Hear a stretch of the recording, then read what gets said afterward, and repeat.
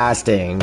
If my thing says now broadcasting, then surely it will pop up when I go over to my tab on here and be able for me to click on it. Surely. Give it a little bit of time.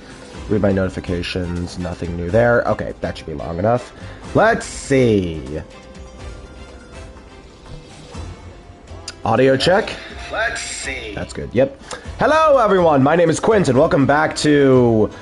Really, not even Quint Let's Plays at this point, considering I've already finished Monster Hunter Wilds in preparation for the inevitable expansion later down the line. But, given the fact that I've had my hyperfixation monster for a while now, I feel it's only right that I do the grind and max out his arc-tempered armor. Worth noting, though, that I have made partial progress in this aspect. As of right now, I have the coil and the greaves maxed out, but I still have a long way to go. Now, normally, transcending armors is not that big of a problem. You mostly just need to grind the gems, which, honestly, if you look at my Jindahad armors, and given how much I fought this guy, that is a non-issue. 7 gems.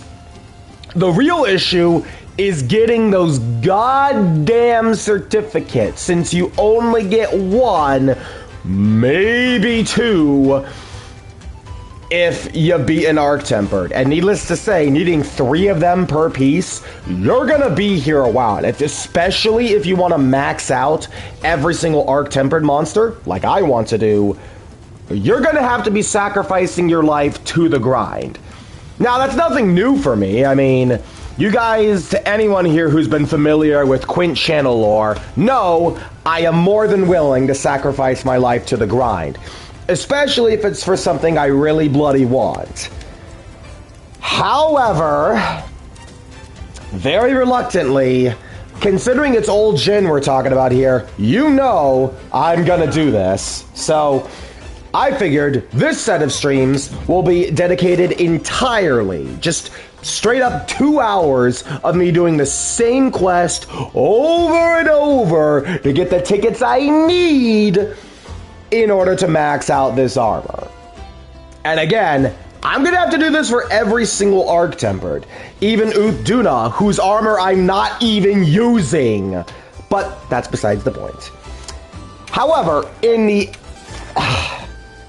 as much as I hate to say this, in the efforts to not make this stream go by with 15 minutes down the drain because of incompetent randos, I am going to be using support hunters only like I did for Savage Omega, because I do not trust all of the greatsword mains who are more reckless than I ever care to admit. Look, seriously, I swear every single greatsword main is doing either the Black Knight Heroics build or the Mirror Sword that also is like, you know, reckless play. It's like, you can't be reckless in Monster Hunter. I mean, even if your weapon rewards being reckless, in long-ass endurance fights like this, you cannot afford to be reckless. Anyways. So Fabius, Kai, Mina. That's all good because we'll all be in the same position. Let's go. I am just praying I'm lucky enough to nab 2 tickets on one of these fights just so I can cut down on the tedium just a little bit. But honestly, I'm not very hopeful in that essence. Yo, Freeman, good to see you. The title of this video is exactly what it says it is. I am grinding arc-tempered Ol Jin to transcend his armor. I have 2 of the pieces maxed, but I still need to get the other 3, and it's gonna take me a while. So I figured to make good, funny channel content, why not have you guys witness my suffering the grind?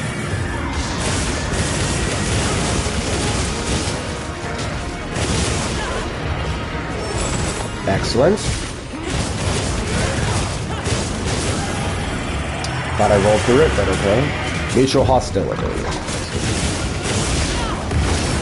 Ah, damn it, really?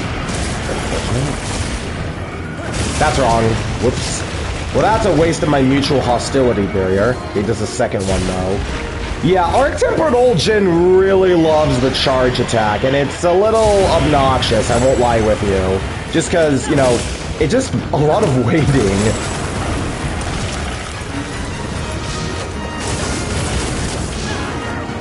Damn it, why'd I do that?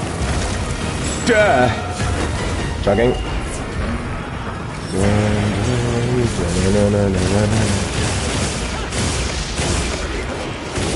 Ow!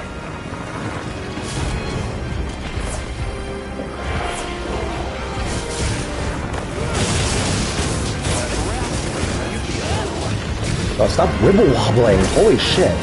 He's wibble wobbling. Dude, you're literally lance mains. You should be holding the line down. You're literally lance mains. You should be holding the line down. That's the main reason why I picked Fabius and Alessa, just so he would not be wibble wobbling as much. Dang it. Ow. Chug. Yep, I see the charge. It's a little annoying that I can't really do anything about the charge. I just have to let him charge and understand he's just... Bro! I was trying to go for the... Oh my god. Okay. Try it again. Damn it. Let it have the red sparkle.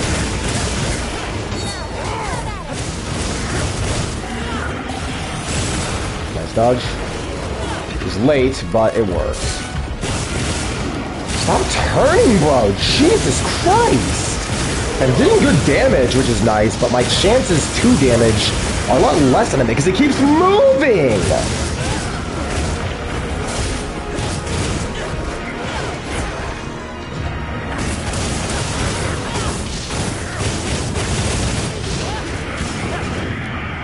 Dodge through! Excellent. Damn it. And the roars, yep.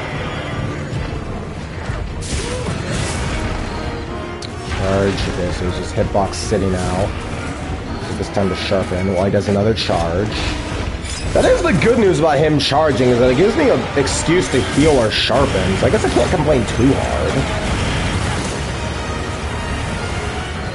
Face! Damn it! No red sparkle again? Alright, hitbox city. Got it. There we go. That's what I wanted. Anytime he does the ice breath, there's a good chance for his face to go red sparkle, so I can do this, which is part damage already. Okay. Well, not the cleanest phase 1, but, you know, phase 1 usually is not where all the big stuff happens, if I'm being honest. And I only used 2 potions, which is solid. Free meal aside, mind you. Copper ration.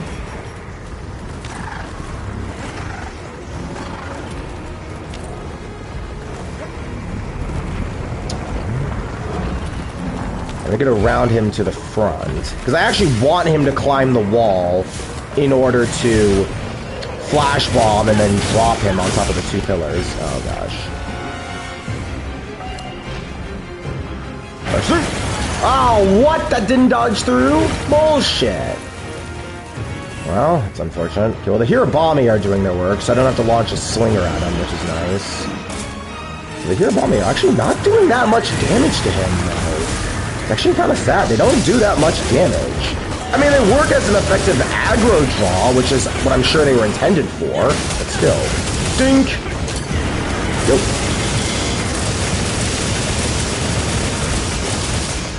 Man, no wonder why people love doing that. It is, like, just neuron activated. Ooh.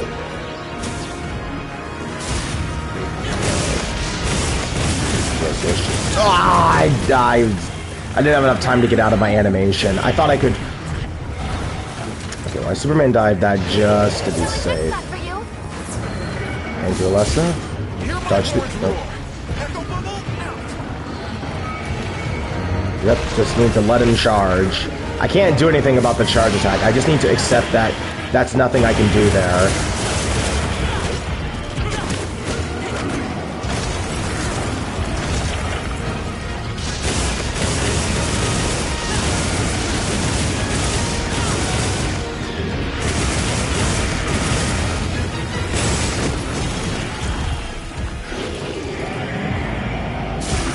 Dodge through!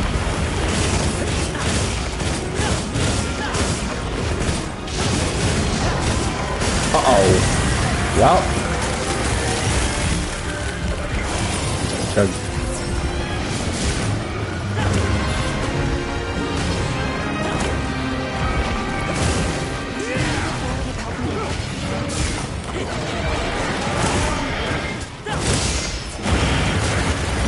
Sweep.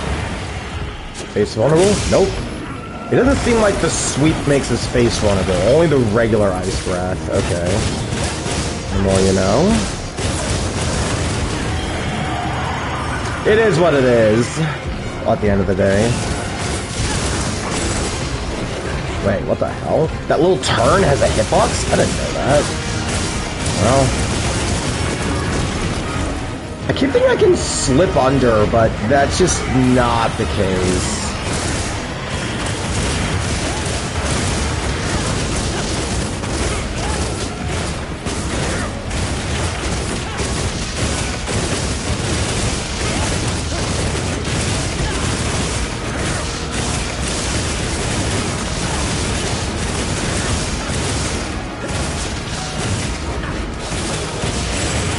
I can take that.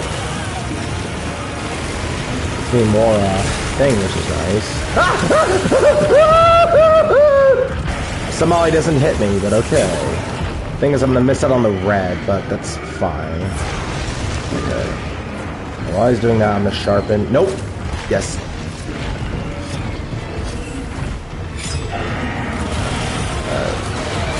Doing that. Excellent. Red. Damn it, it's not red whenever he does the sweep. Ow.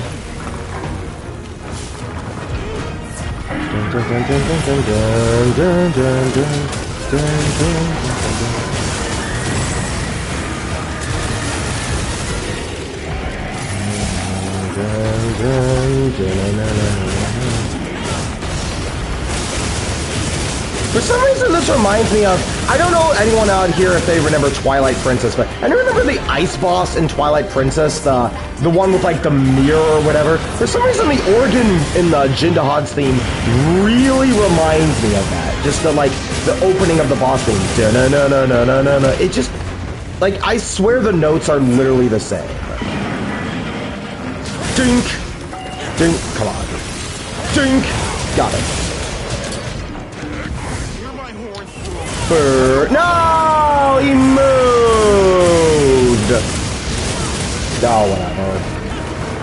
Dodge through! Wait for it. Okay, red face. Yes! Good. Excellent. The beast! No, again? Bro, he clips into the fucking wall! Bullshit! Bullshit, he clips into the fucking wall, dude. Oh, I see wound! Oh my god. He's just gonna stay in the fucking wall, dude. Okay, no, charge at me again. He charged into the wall twice! Jen! A third time? Bro, you are literally charging into the wall 3 times in a row.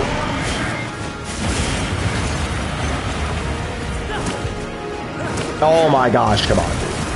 Oh my gosh, dude.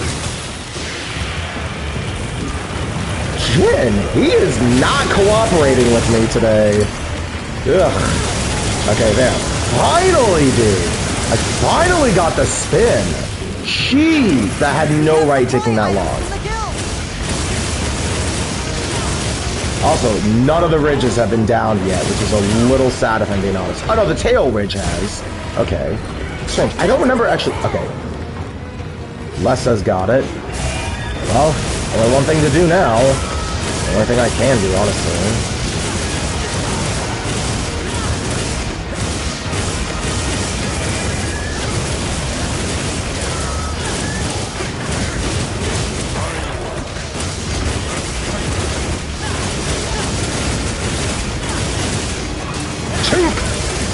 Go! Now for the big spin. Excellent. Okay, he's moving. Okay, we're making pretty good time here, I'd say. Huh? What's this?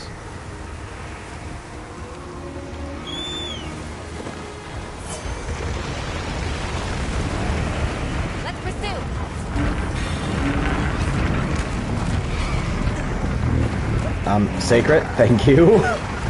Been a while since I made that joke. Sacred are very intelligent creatures, guys. No, seriously, we need a Griffin-themed Elder Dragon. Tell me that's not going to be the other flagship for the expansion one. A Griffin-themed Elder Dragon would go so hard. Especially given, you know, how we've had, like, the lore about, like, Sommelt or whatever, and, you know, the Avis unit. There's been a lot of bird symbology in Wilds. A bird-themed Elder, that would go so fucking hard. Bro, we have a chameleon-themed Elder, a lion-themed Elder. Why not do a bird one?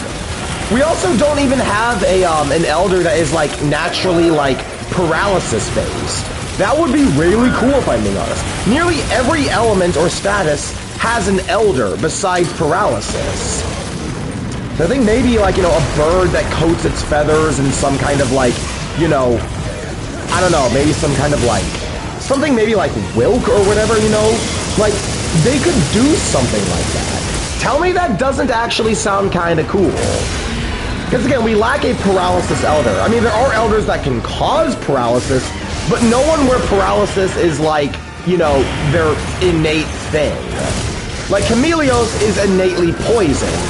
You know, Narwa is innately lightning. Teostra is innately blast. Fatalis is innately fire. You know, it's like, we need a innately paralysis Elder, if you ask me. I know some people could argue that the paralysis status ailment is busted and it's really unfair, but like, I think about it this way. That's all the more reason to have paralysis res up, and it's all the more reason to not get hit. It's punishing, but I think that you can actually make a paralysis-themed Elder, genuinely speaking. You can make it balanced, and the game has tools to deal with paralysis anyways. So, like, come on, Monster Hunter. Why don't you, like, widen out, you know, the element and status triangle? I think that would be a really good way to do it. Alright. Rock drop. It's not really rock, it's a giant ice chunk, but whatever. It will always be a rock to me. Never gets it. I really wish he did the ultimate multiple times for each ridge that was still active in Arc Temper. That would have been so cool. All more reason to keep the rocks. I know you can always just fast travel back to camp, but like, I don't know. I feel like it would do a really good job at making it seem even more dangerous. Since the ultimate is not that dangerous. The only reason why it could be dangerous is if you're worried if the randos are going to not get behind a rock when they should be going back to camp. That is the only reason why the ult is dangerous, is if you're playing online and you're worried the randos won't dodge it. Which, for me, with support hunters, is a non-issue anyways. And I know some people could say if he did the ultimate multiple times, it wastes time, but the way I see it, that's just more reason to break the parts. Because again, you're really not incentivized to break Jindahad's parts, considering the ultimate is really not even his most dangerous move, if I'm being honest. It's a cool ultimate, I am not going to deny. That ultimate is fucking sick. But I do think there should be more of an effort to make breaking the ridges, you know, prevent, you know, the ultimate. Or at the very, very least, you know, again, having him do the ultimate multiple times would be a good reason to, you know, incentivize him not doing the ultimate. Because you don't want to waste time. You don't want, you know, to waste more of those rocks, since you can use them for attacking more. That actually, I feel like, is genuinely a good idea that I'm really sad Arc Temper didn't do, if I'm being honest. Now, don't get me wrong, I still love Jindahad. Bro, honestly, might be my favorite monster in Monster Hunter. I'm sorry, Malzeno, the crown has definitely been taken, but I mean, look at this guy. This is a fucking monster right here. Sharpen.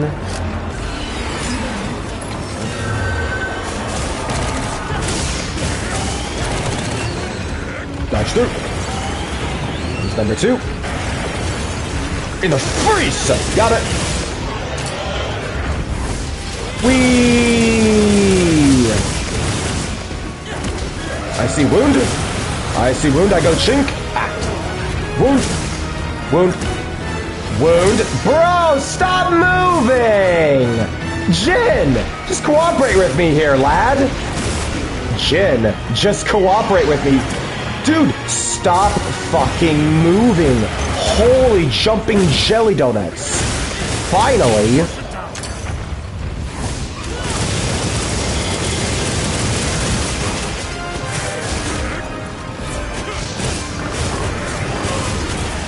Ow.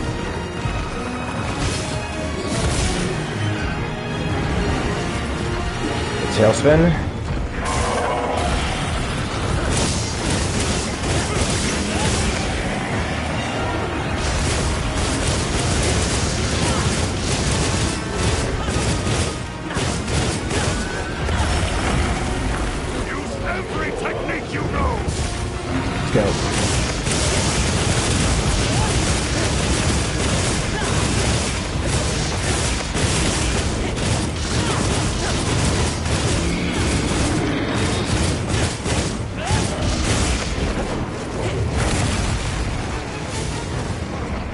I gotta grab the tail while it's down there.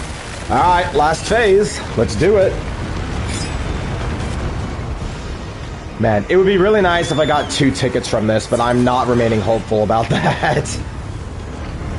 Because I have never gotten 2 tickets. Hell, one time I got 0 tickets. So it's not even guaranteed. I'm sure it's a very low chance for you to not get at least 1, but the fact that it's possible to get 0... Uh-oh. Oh, that's only the tail switch. Okay. No, it's not! Oh, it's not the tail switch. Uh-oh. Get out of here. Nope. See, times like that, you just gotta bail out. Don't go for the rocks. Just bail. I'm very glad they let you do that, just in case. It's nice that the option is there.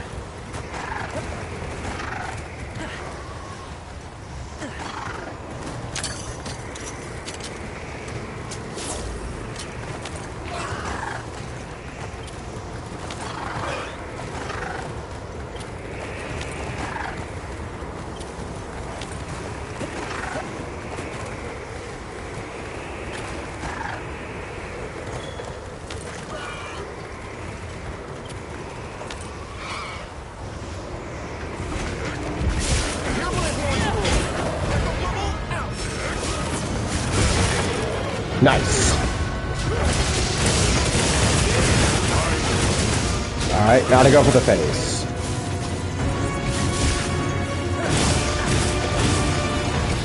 Actually, wait, no, the face is already broken. So I should be going for the back now. Okay. I did not know the face was already broken. I must have overlooked that.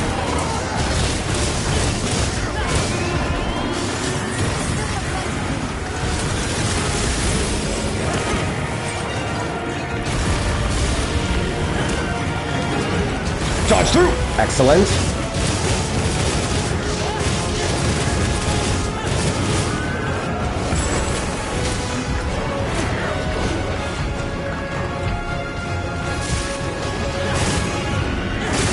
Perfect. Let's go.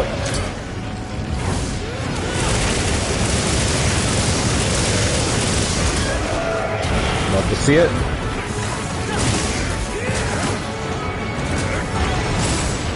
Excellent.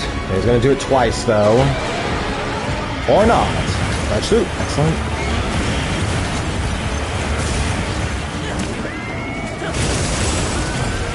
I am nailing these perfect dodges, though.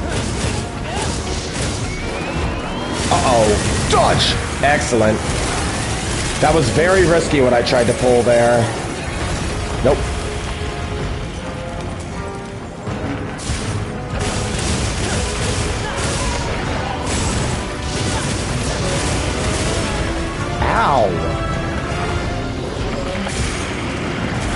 Damn, I wanted to dodge through that. It did not work. It did not work.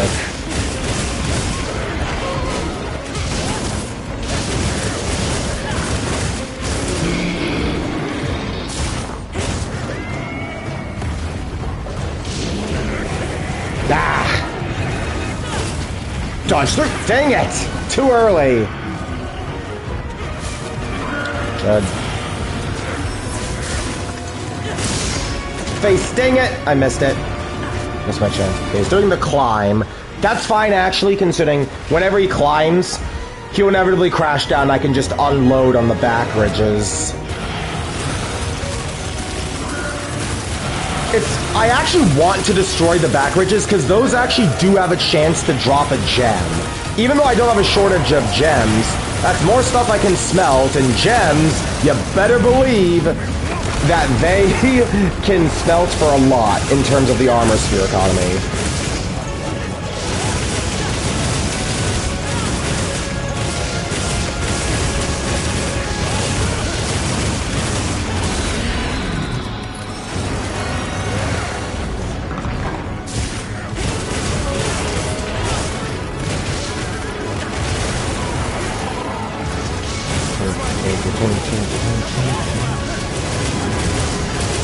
In another direction.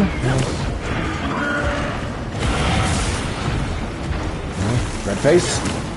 Die! Okay, wait, I get another chance. Nope.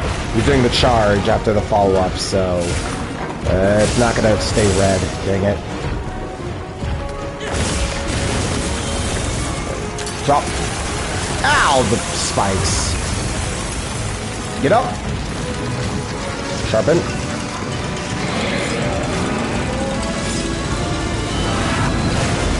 Boom!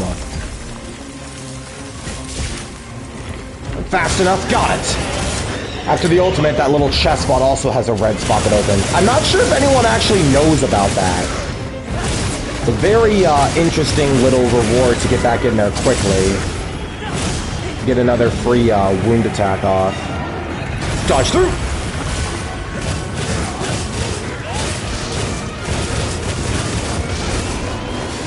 Dodge out of the way.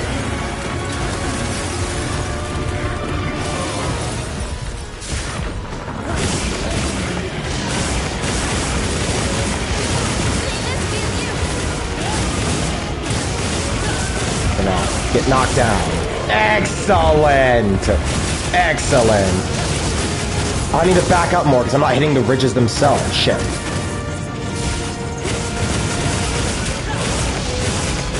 That's annoying that you can't just press yourself in there. You have to very awkwardly hit the ridges, because hitting his back will have the white numbers and not count towards part break damage. Little annoying that, and he's in the skull. Honestly, I'm not sure if I have enough time to get the ridges now, which is a shame, but I guess it's not even guaranteed for you to get a gem anyways. Damn it, come on!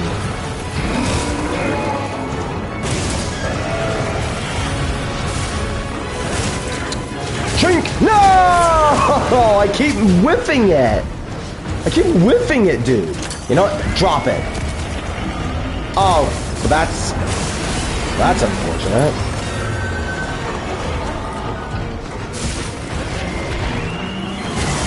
Uh-oh. Yep, flashing in. I'm gonna interrupt this calamity before it even begins.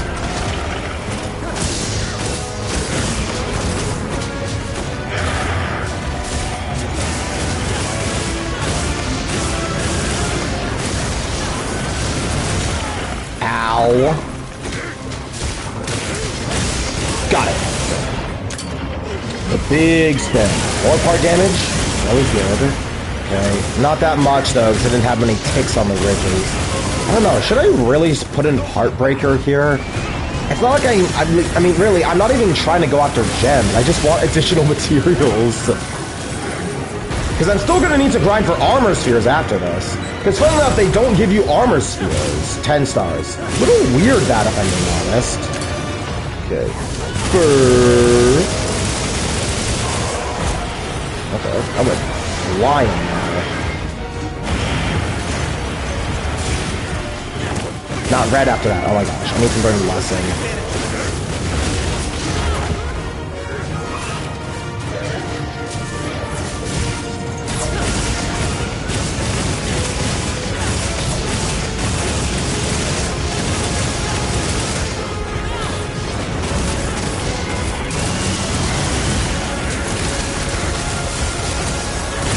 Got it.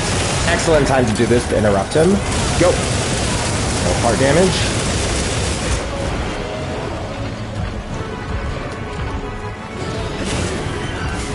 Back up and sharpen a bit.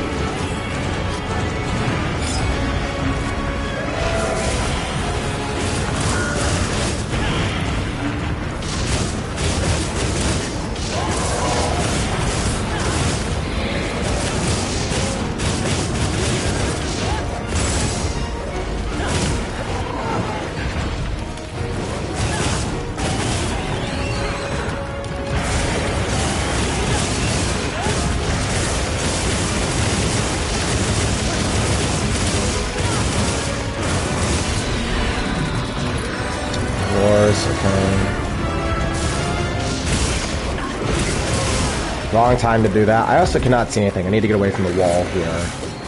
Honestly, that was a good call because he was doing the charge attack anyways, and you do not want to be hugged up against the wall when he does it.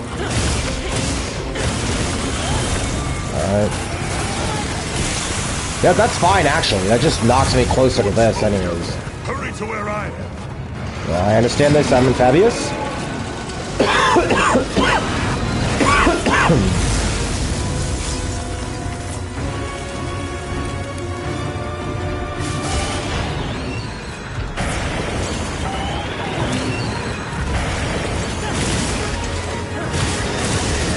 Go. Whee!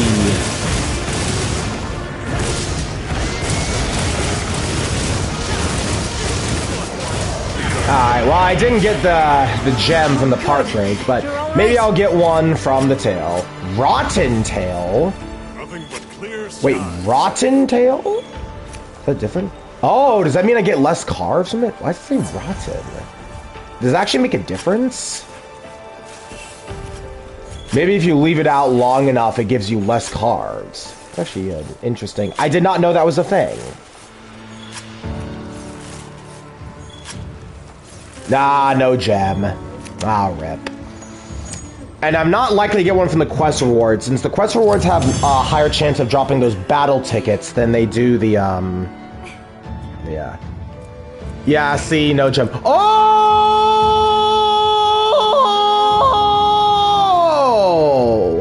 Oh! Okay! Three Jindahad Y tickets!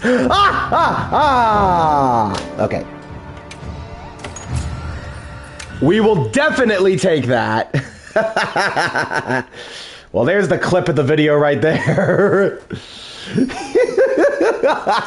No, that's funny. That is funny, dude. Well, I guess I know what we're doing now. And a singe.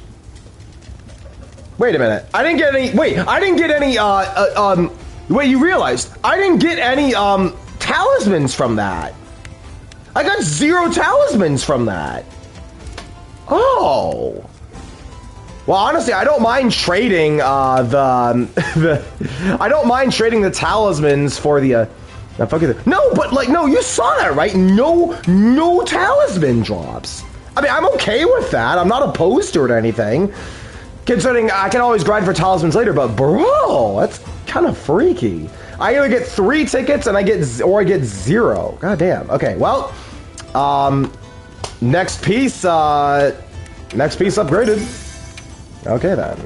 Then all we have to do is the chest, which luckily we only need 1 for, and then the head. Damn. Hey man, that is a good way to open up the stream though. Like shit. Bro, I'm in a good mood now after that.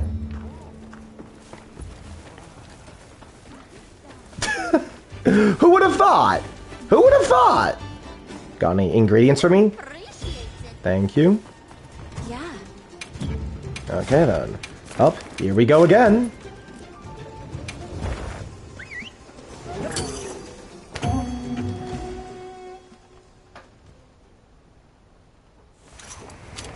You know it's gonna come up at some point for you, man. You don't even need to pull any strings to do it. Even though my curse had supposedly ended at Monster Hunter World Iceborne, you know that no curse worth its salt is going to not come back at some point. If I can't escape the snack allegations, then I can't escape the tool specialist curse either.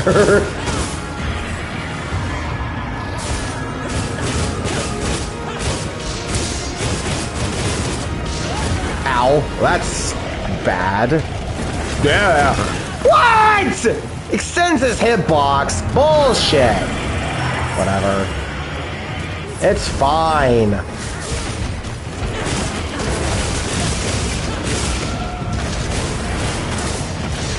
Dun, dun, dun, dun, dun, dun, dun, dun, dun. That will not reach me. See, that's how you know I've definitely become hyper fixated with this monster. If I know when he's winding up for that slam, it will not reach me. But I also get biffed by the stomp. course I'm the type of person to let Jin step on me. Why wouldn't I be? I can't believe I made that joke. It's not even that funny, I just did it because I thought, you know, thought Freeman might have something funny to say, but it looks like he don't. Gotcha! Excellent. Squint. Yo! Body swap, Rowlet! Mr. Name Identity Crisis, how are you doing?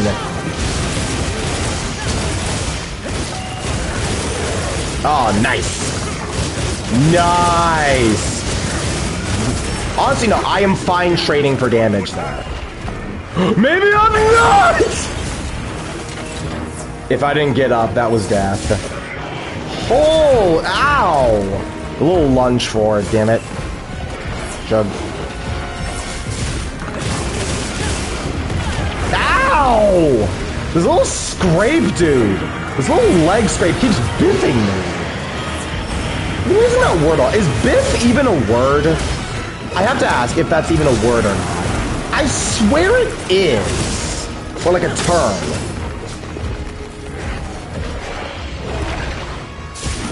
Nope. Okay, when is it my turn? Dodge. Ah!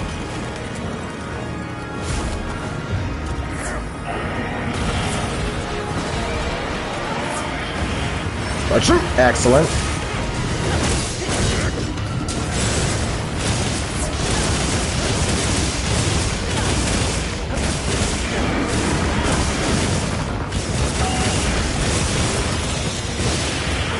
Nice. Reach. Time to sharpen action. Dun, dun, dun, dun, dun, dun, dun, dun. The sweep will not reach me. This is a time to blink. Time to build up meter while he's transitioning. A little bit of a blade dance on the tail too. Okay. Not the cleanest first phase, but I think that this first phase did go a little faster than the last one though, which is nice. I won't ever say no to cutting down on time so I can get my drops earlier. Because that's what this is all about here. This is all about time. The more times I can consistently kill Jin, the more times I'm going to have to pull for tickets.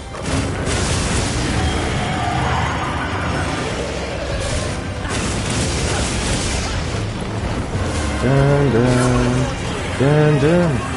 I'm gonna try and bait the charge towards the wall. Oh, okay, Fabius has the balance. In that case, what?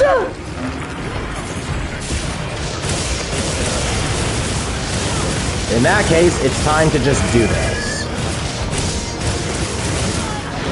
What? What is that? That little upwards counts as an attack? I didn't know that. I also never get mounts, oddly enough. Well, nothing to do there. Bird.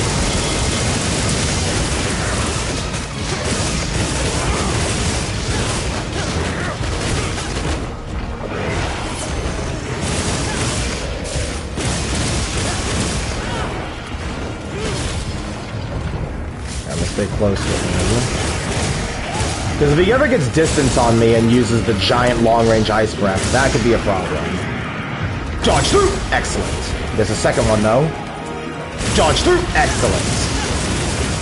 And then as he's getting back up, play dance.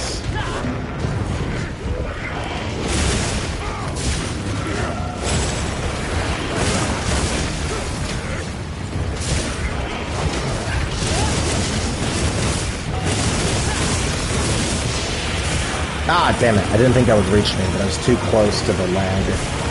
Chug.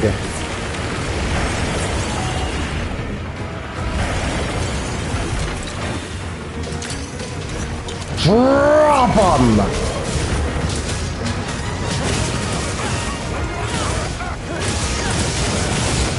Time for the big spin.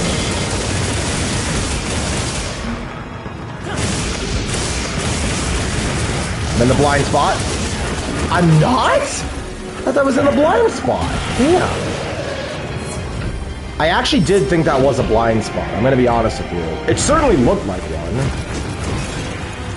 Drop 'em! Drop! No! Oh, I thought that would scrape his tail. No. Oh, what a waste.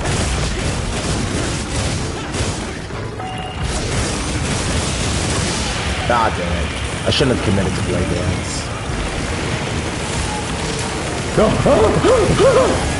Oh, and the roar doesn't take me out of that. Oh, damn, that's unfortunate. Well, at least the roar made it so he couldn't do a follow-up attack and absolutely maraud me. Because I actually don't want to die, because, you know, less death means, you know, more chances for rewards at the end. And I want more rewards to make sure I get those tickets, man. Because Honey knows I need them. Ooh.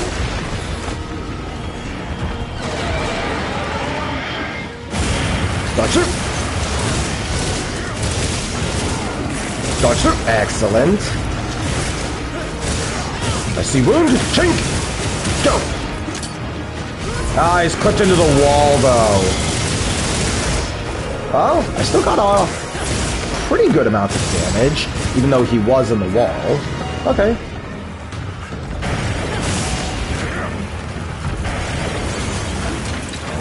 Nice! Spin!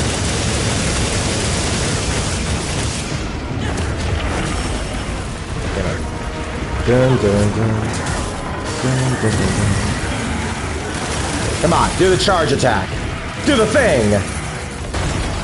Do the charge attack. Come on. You know you want to. You know you want to charge me. You know you want to do it. That's it. Up the wall you go, Jin. What? No? Thought he was going to go up the wall. Ow. I cannot see anything.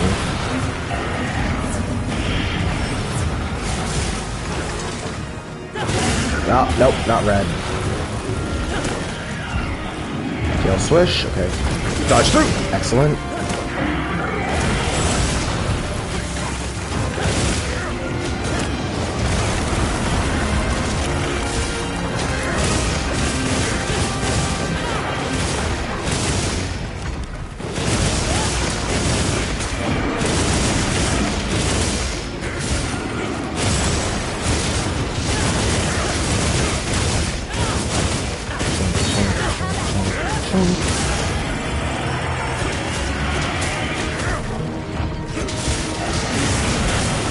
Ah, it still reaches me? Okay.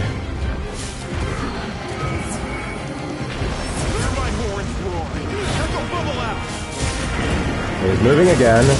It's time to build this up.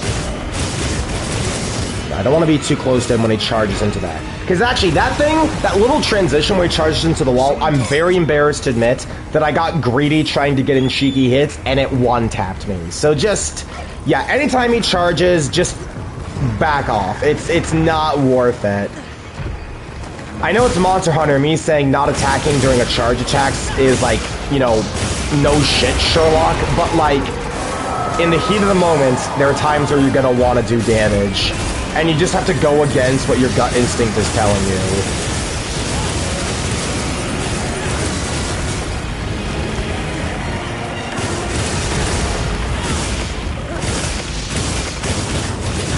Have I broken any of the ridges yet? I haven't. Oh shit, I haven't gotten any ridge breaks yet. So, ow! What?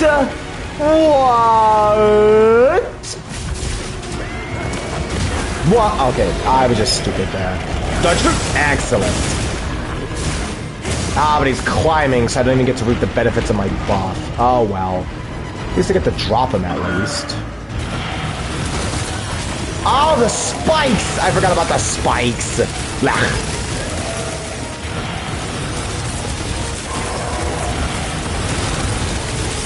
Drop him! Ow. I shouldn't have stand so close. Note to self, don't stand close to giant falling rock impact with an ice monster on it. Yeah. Good notes to live by.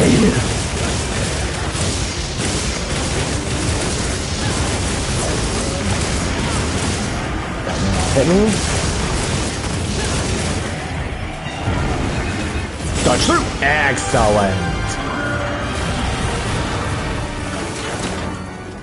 God damn it. There's a follow-up. Chink! Got it! I'll tell you right now, getting those chinks between ice breaths feels omega satisfying to do. I'm going for this one.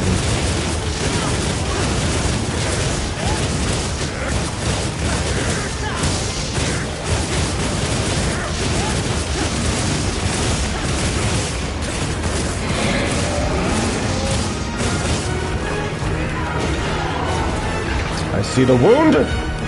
Chink! Go! The big spin. No! I've been denied my big spin! I need to back off a little here. I'm gonna actually bank on him charging at me. Oh, he's exhausted, isn't he? No, he's not. Okay. Give him the charge, which is what I was banking on. Well, the tail is broken, which is good. Yep. I had a feeling, which is why I wanted to bank him over here.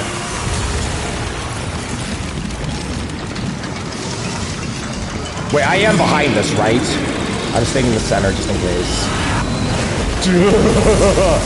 Close range, that looks terrifying. Okay. And I get a free chink on the chest when he... Wait, what? It's not even consistent? I swear you always got a free chink on the chest whenever he did the ultimate. It's not close enough. I need to bait him closer. Alright, Jin. Come here, you. Come here, you. That is the complete wrong direction. Do another, do another, do another. Nope. He doesn't want to do another, does he?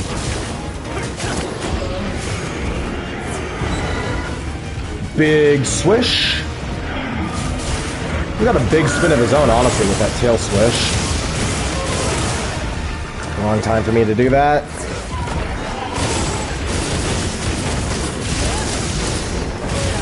Ow! Hey! Alright, Jin, come here, you. Come here, you. I'm not sure how the enmity mechanic works for Jin. I think it's based on damage done to the head, but his head is always so far out of reach that it's really hard to nail.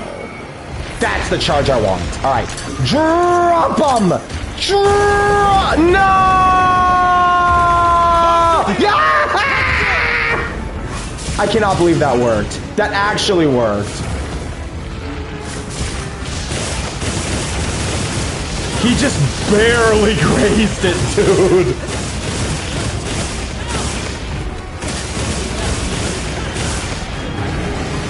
Okay, that's the blind spot that I'm trying to get. Dodge shoot. Excellent. No! In the face! There. Now for the big spin.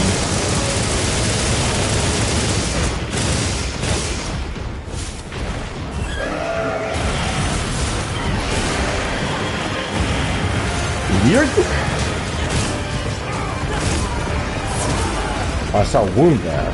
It's not. Jug.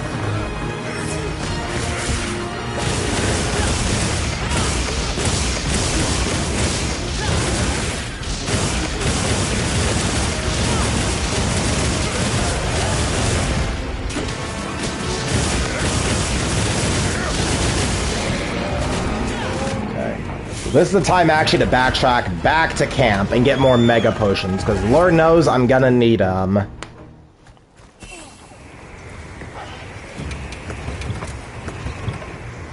I'll sit tight here. Honestly, I'm more terrified actually what I'm gonna have to do when I have to fight Arc-Tempered Arkfeld. Because he's no slouch either, even with my fucking shield on my Gunlance build being as goated as it is, he can still really mess me up. And that grab he has, ooh, God, the grab that actually does insane chip damage, crazy. The armor looks sick though. I mean, he's the flagship, so of course his armor is going to look sick. They never do a flagship disservice.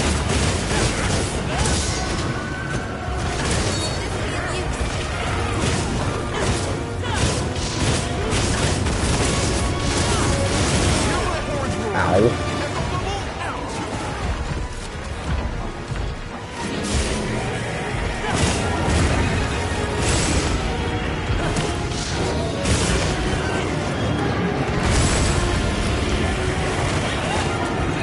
Dodge through. Excellent. I cannot see anything right now. The turning also makes it a little hard because he sort of gets in the face of the camera. I'll admit, that is one thing about Ol Jin that does irk me, even though I love this monster. He can sort of obscure the camera. But unlike Monster Hunter World, where, you know, I feel like a lot of the areas in that game aren't big enough for some monsters. I'm looking at you, Ancient Forest. At least Jin Dahad's arena is big enough that it's only really a problem if he has you pressed up against the wall. So the camera is and the arena are open enough and can be circumvented, but still. Anyways.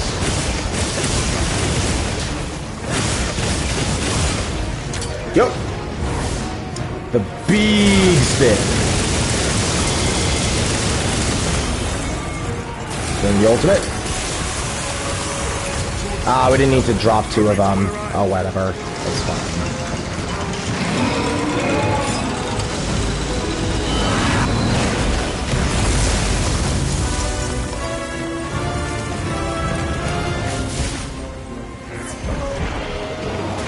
Ow! Hey! Play nice, Jin. Play nice. Uh-oh. Got the tail. Excellent.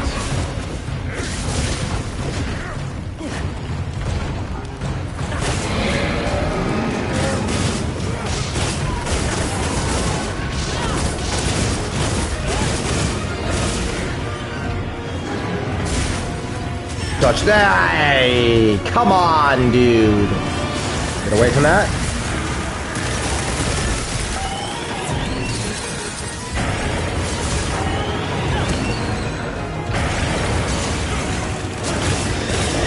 Go. Whee!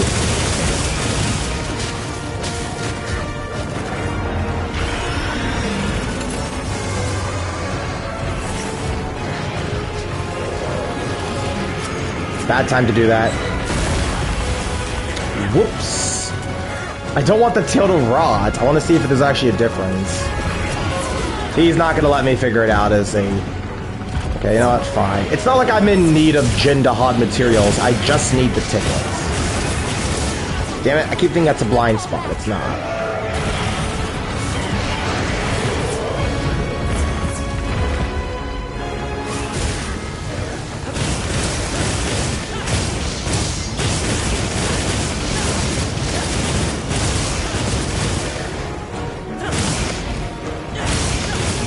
Go. Big spin.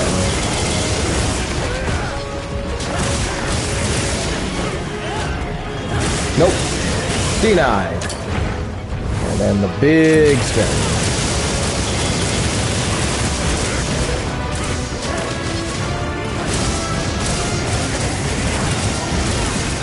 Touch through. Excellent. I always just run that too, that's right. Your movement speed does increase while in demon mode. There might even just be times where it's better for me to like, just move like that.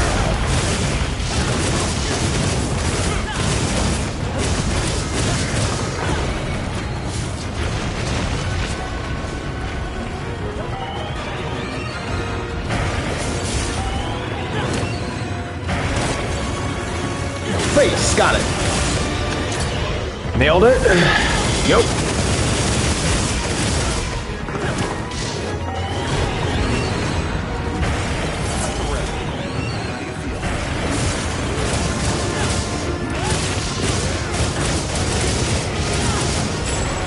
Oh, it's charging. This is the time to carve. That won't reach me from here. Knew it. Okay, so it doesn't matter if it's rotted or not. You still get two regardless. Aha! Flash gaming! Flashing and crashing. That's how we operate. Got it. But I'm definitely not getting the back ridges, so it's best to just do damage, honestly. Just do damage. And he's in the skull as well.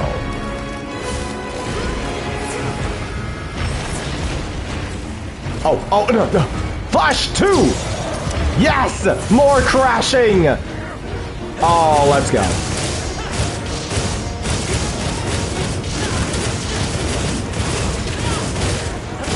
Bro tries to climb up the wall a second time and you think I'm not gonna flash him? Get real. Get real with that. That right there is what we call an opportunity you rarely get to seize. And you know what? This is also a good time to sharpen it, actually. While he's just standing there freezing the ground, I can get back my weapon sharpness and my damage fall off isn't as steep. Okay. Slice, slice, slice, slice, slice.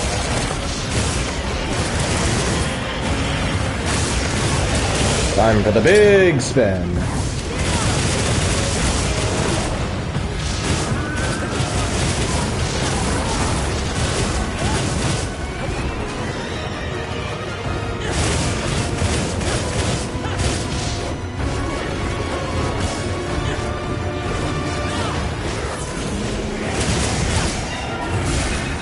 Dodge. Ah! His toe scraped me. I was trying to time it on the tail, but his leg has a hitbox during that. Okay. In the face! Go! Big spin.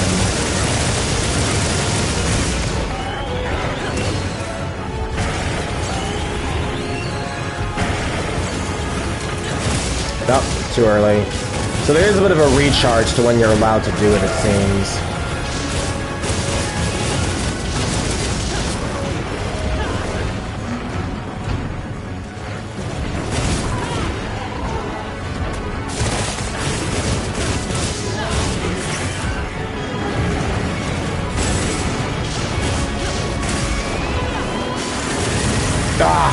Well, I have my mutual hostility barrier up. I still don't like how that probably would have killed me, though. Oh, let's go. And then the big spin. Perfect. Perfectly timed so I didn't land into the frostbite thing. That's exhausting. Got him. Alrighty.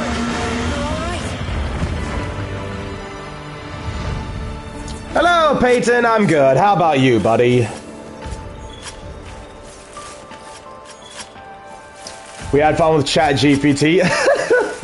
What? What are you talking about? What do you mean? You like the images I sent you that much?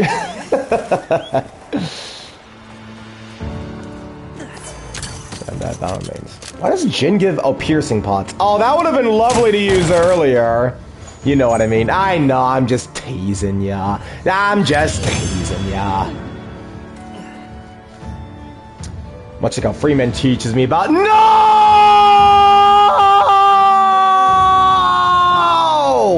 See, this is what I'm talking about right here. It's not guaranteed to give you Jin-Da tickets. Oh, no!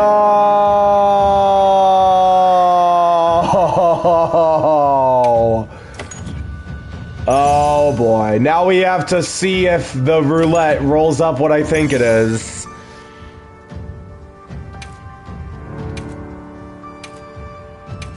Okay, thank God. But damn it, no tickets! Where are the bloody tickets, mate?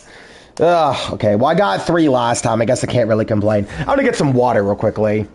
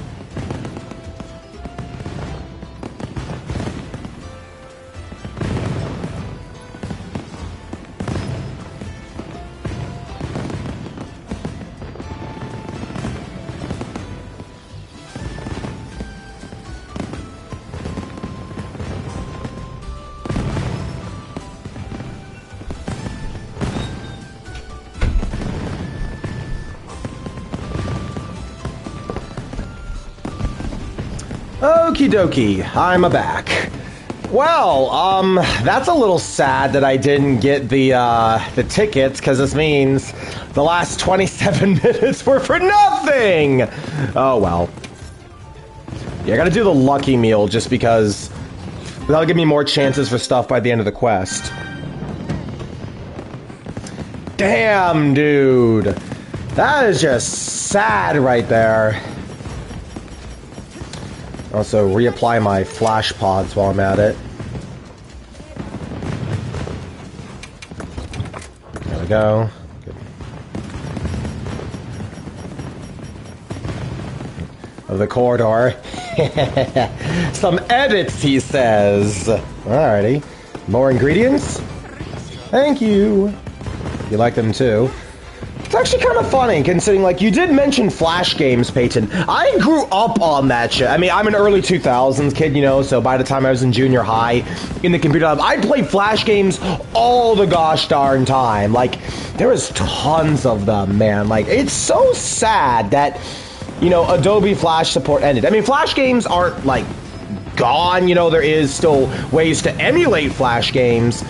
It's just still really, really sad to see Flash games have become, like, a thing of the past, considering they were absolutely goated in that aspect. Any quests you want to go on? Like, that's just a part of my childhood that I just can't imagine life without. Alice came to me since 4-player podcast videos. Interesting. So this was something you heard from someone else. I guess it's not completely unheard of. I mean, I heard of, you know, like the Henry Stickman games thanks to Markiplier. And there's a ton of other Flash games that I think about it that I played because I saw other people playing them at the time, either YouTubers or even just people in the computer lab at junior high. You know how it is. Anyways. So, alright, Ol Jin again! What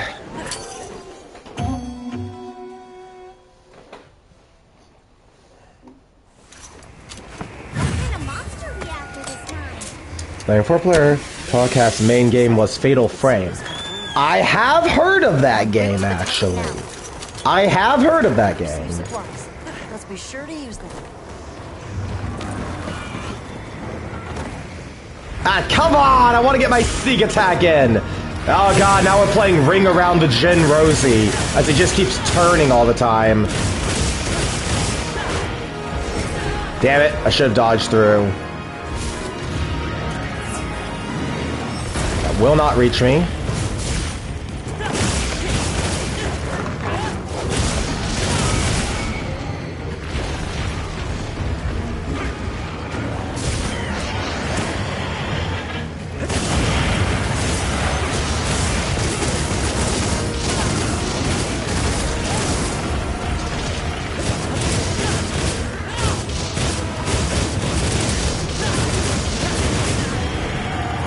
Damn it, the roars.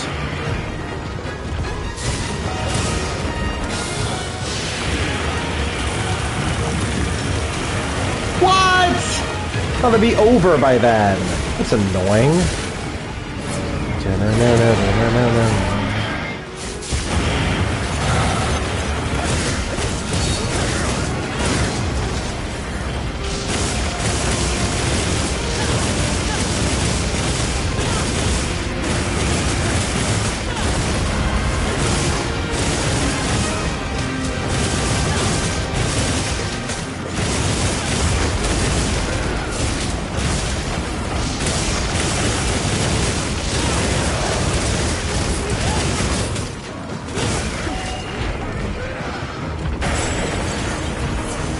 Go!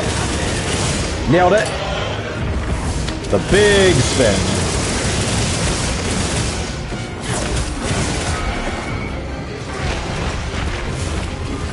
Sharpen.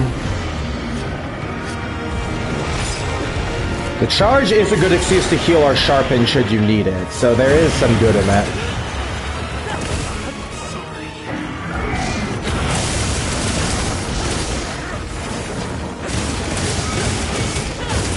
Damn it.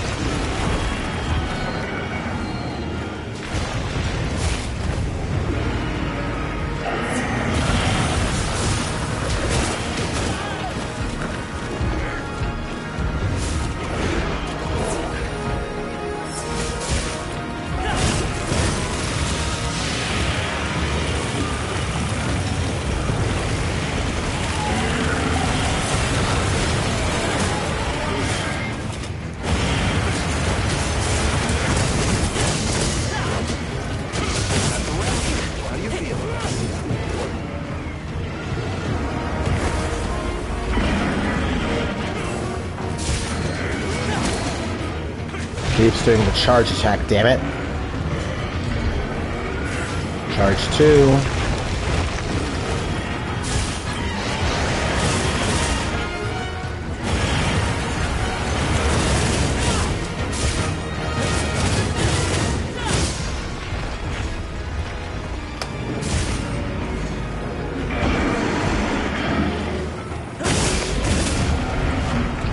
First phase is over pretty quickly, like usual.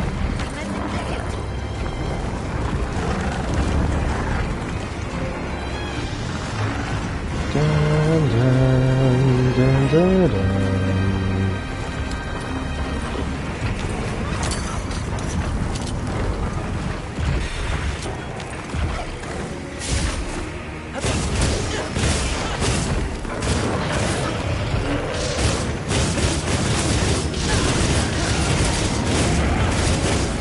Dodge through. Excellent. Oh, the lingering hitbox.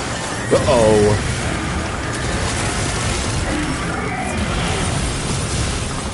Chink! Got him. Now for the big spin.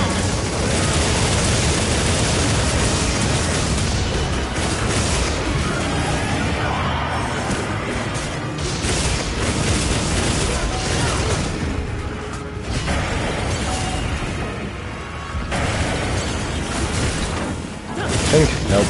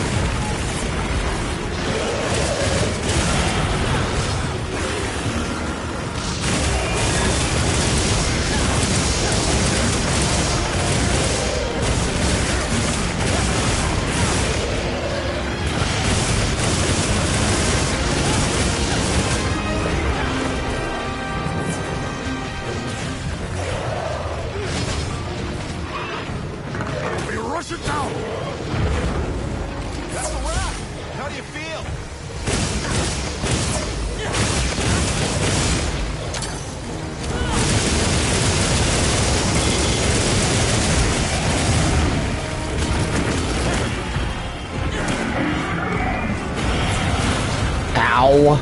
Damn it.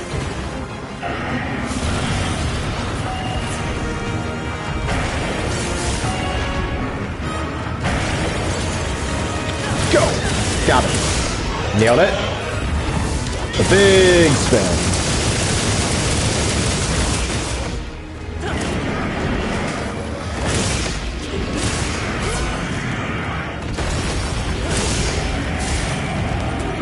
Dodge through. Excellent.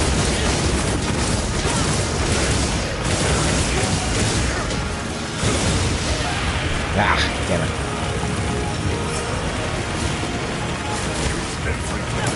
Oh, no! That's a waste. Mash! Mash gaming!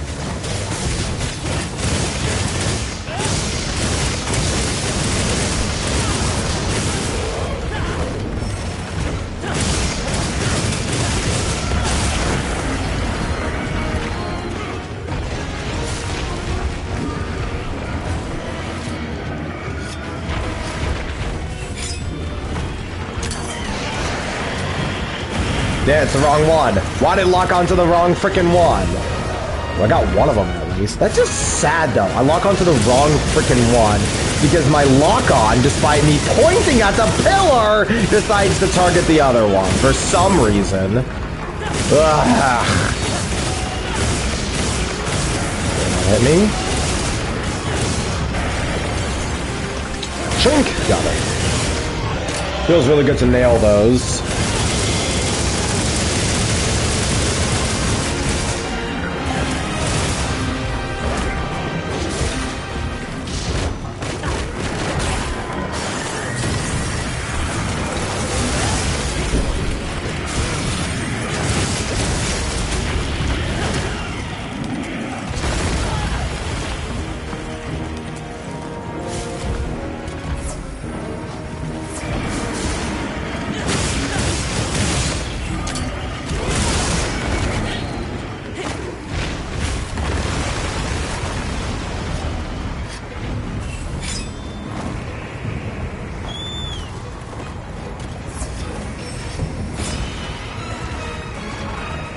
Let's pursue. There it is. Ready whenever you are.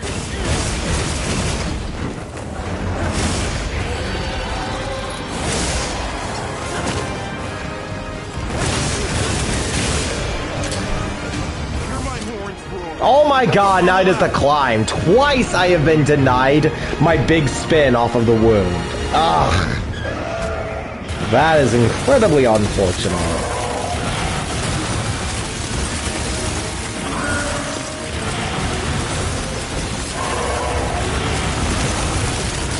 Snatch!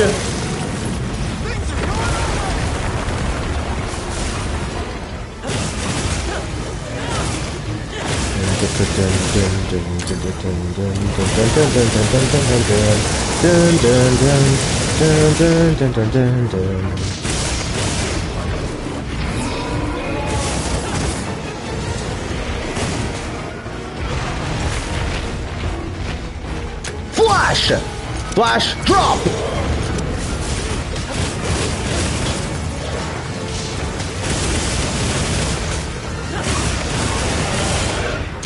Go! A big spin.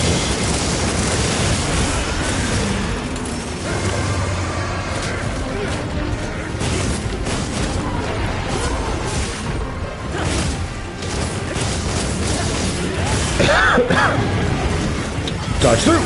Excellent. Dodge through. Go. More spinning. Whee!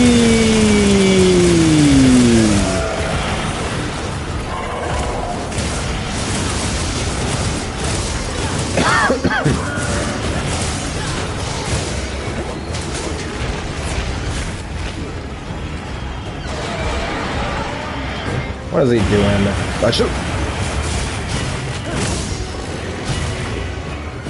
Charge attack again. Okay.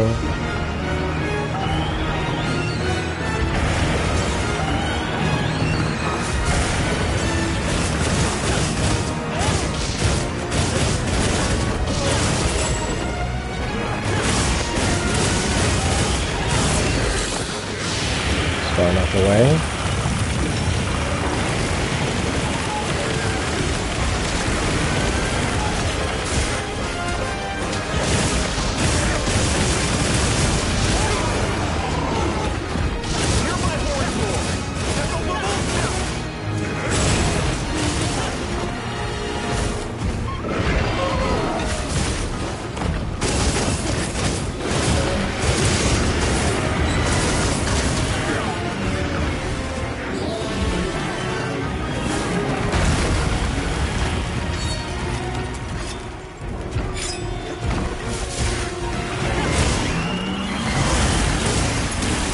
Go! The big spin. Damn it!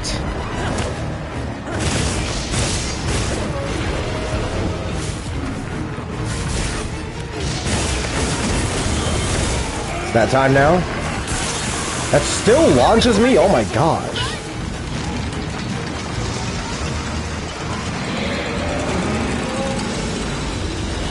Ah!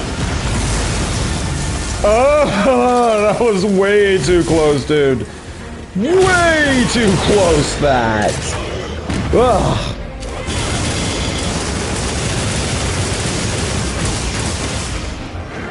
I just didn't want to drop one of the rocks. I wanted to save them.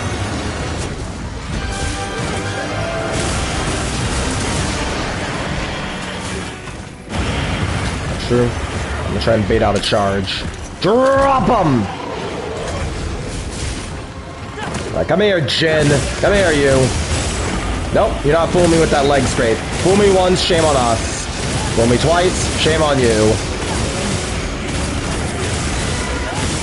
Well, they got me with the swish at least. I was overcommitting, honestly.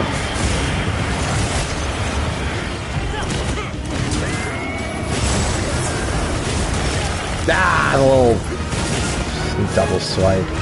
I need him to charge at me. Come on! Jin, come on. Come here, you.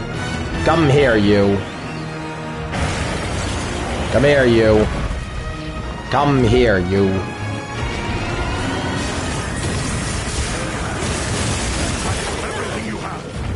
Alright, go.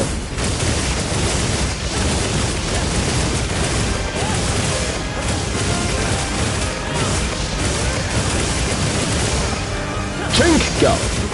Optimal damage. Optimal damage, baby. Attack, and then do the chink.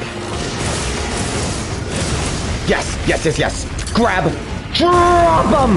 Drop him. Oh, we love to see it. Oh, you love to see it. We might actually get a break on the top ridges this time if I'm not, you know, stupid and I actually optimize absolutely everything. Nope, he's moving. He's moving. Okay.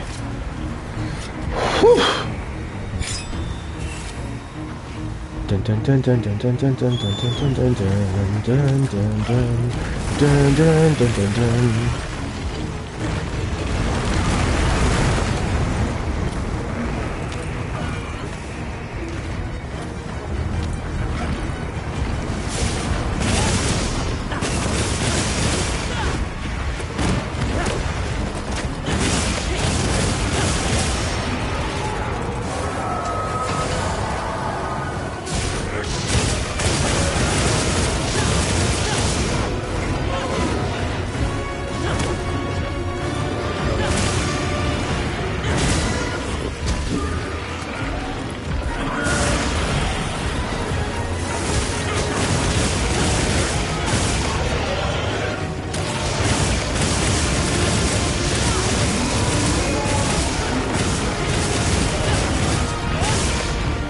Okay, this is perfect.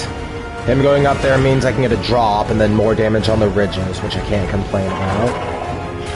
I'm gonna stay on this side, so that no matter which direction he faces, I can course correct.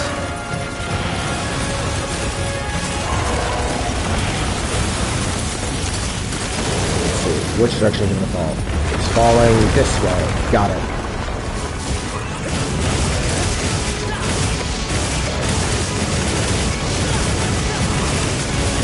I hear that the backmost ridges have the least amount of health, but I don't know. I kind of find that hard to believe that the back ridges have the least amount of health. But we'll find out, I suppose. Okay. Got the topple.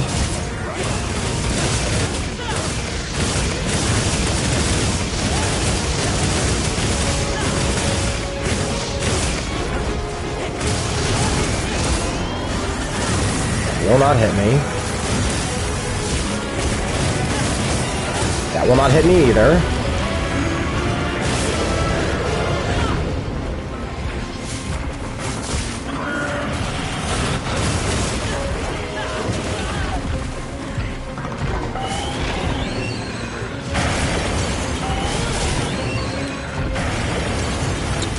Chink! Go!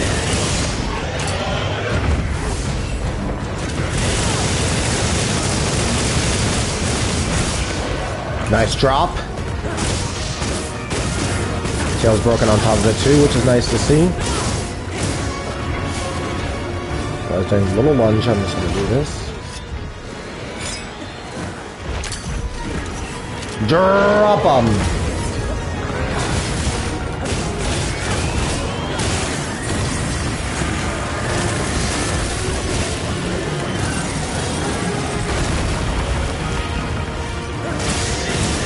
Go. Uh-oh.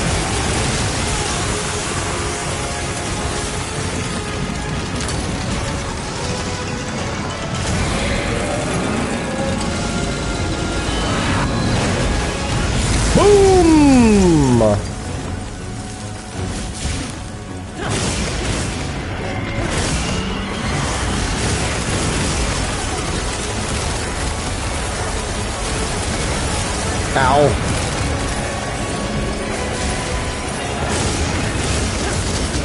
Ow. Uh-oh. Duh. Uh-oh. No, no, no, no. Oh, God. No, no, no, no, no, no, no, no, no, no. That cancels that out. I see the chin. The chin. Oh, my God. I see the chin glowing. Got it. Come on. Got it. Okay, so we've broken all of the ridges, meaning normal ultimate, but sadly I didn't get the gem off of it, so it's probably not even that high of a chance to get the gem anyways. Oh well. Maybe I'll get one from the broken part rewards part of the, you know, the end screen maybe. That would be nice. I would like to have an extra gem on hand just for smelting stuff. You know how it is. Can never say no to having more resources. Unless it's tool specialist. That is the exception rather than the rule.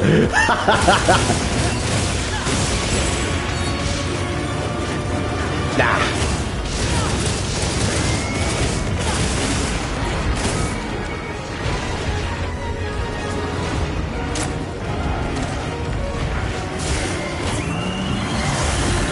Flash him out of it.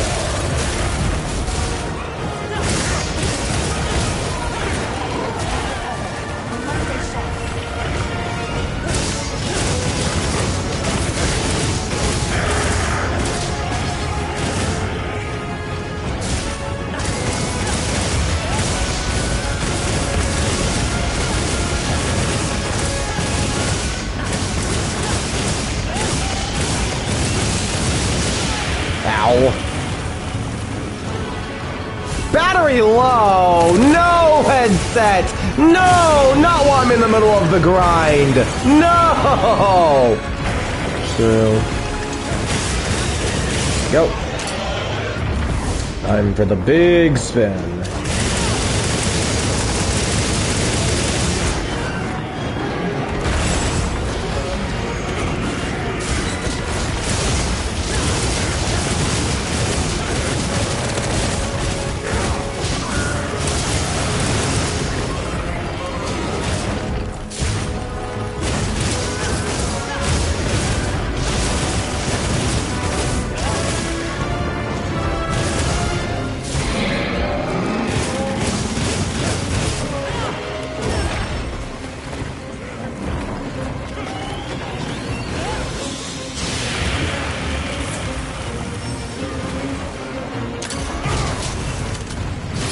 Drop 'em.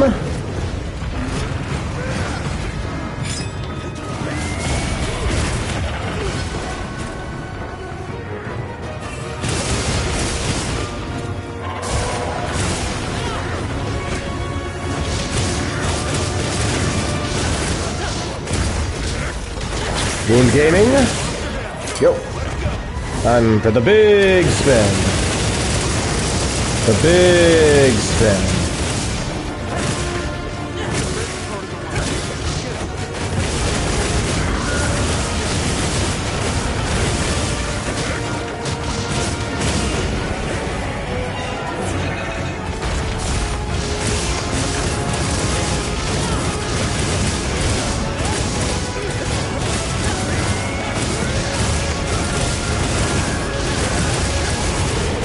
Got it. So...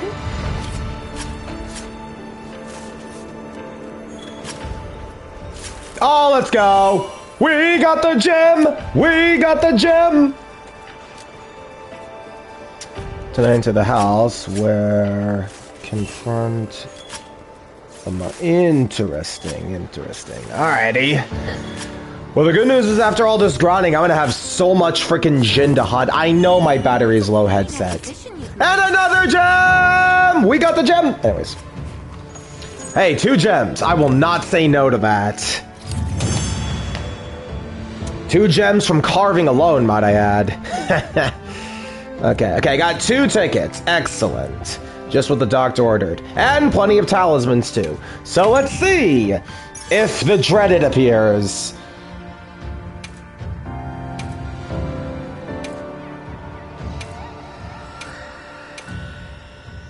Aha! No trouble in sight. Right then. Let me go ahead and max out the next piece of AT Ol Jin. And then assuming, and this is just massively assuming, that I get 2, at least in the next one, we'll be able to finally max out the armor. Problem is, my headset is low on battery, and I don't know if it has 30 more minutes on it. But I can always just plug it in and awkwardly lean in towards the TV. Since I meant what I said at the beginning of this video, we are maxing this armor in this stream. I meant what I said that. Okay, let's see what Santa Claus here has for the... Santa Claus. Santiago has for us here. Okay, yeah, just absolutely clean up the stock. It's all you. Hope it serves you well. Hope it serves Thank you. well. Okay, so then we grab this. Doot. Looks like something's brewing at the Grand Hub. Shall we have a look?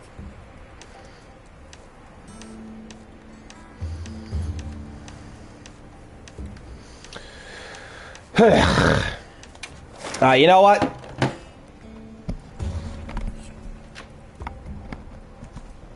There.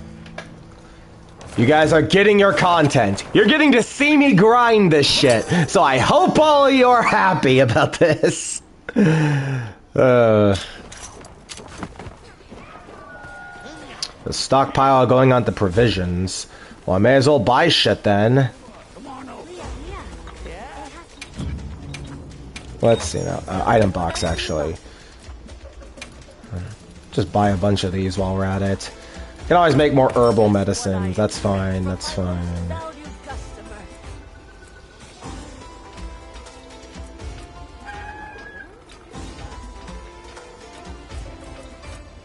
Wow, I really don't need any of this. Holy shit. You know, okay, I'll buy some more trap tools just because, in case I ever need to make more traps.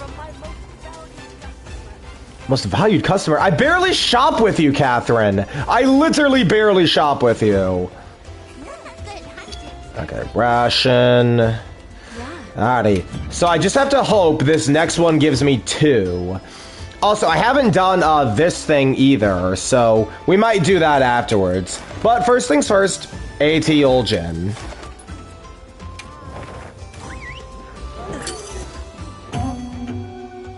I just gotta pray that I get 2 tickets from this, which is what I desperately need. By order of the guild. Equip the flashes.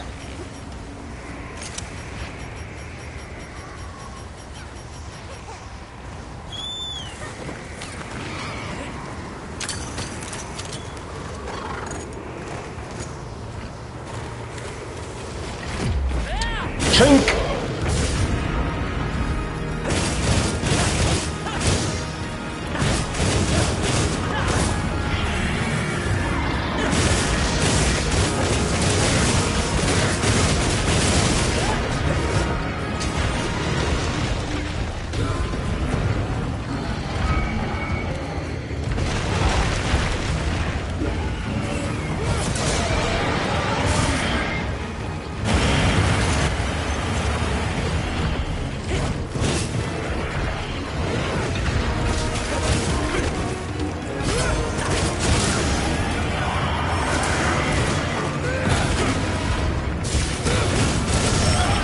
Ow.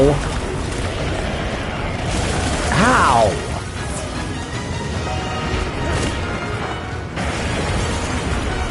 Go.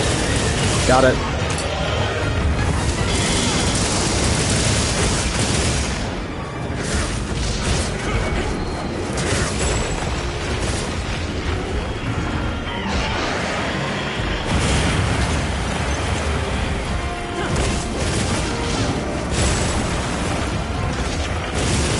Now, have at it!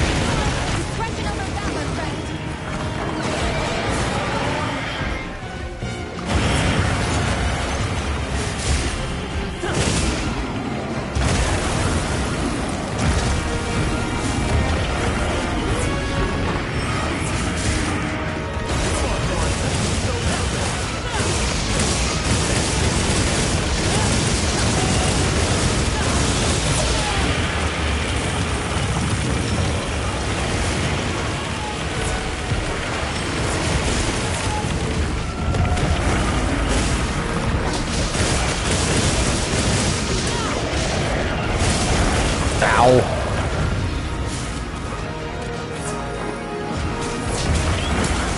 What? The freeze! The freeze! I keep forgetting about this passive ice aura he has off of some attacks. I keep forgetting about that.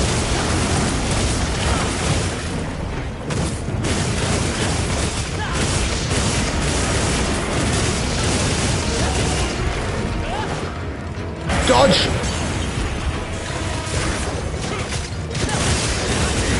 Go. The big spin.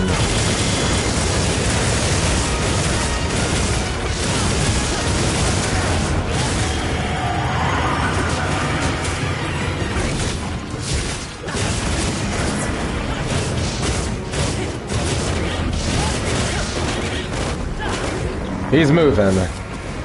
Okay. Pretty good start to phase 1, if I may say so myself. It's usually where phase, I think phase 2 is usually where I fumble the most, if I'm being honest. I just don't like the way this arena is.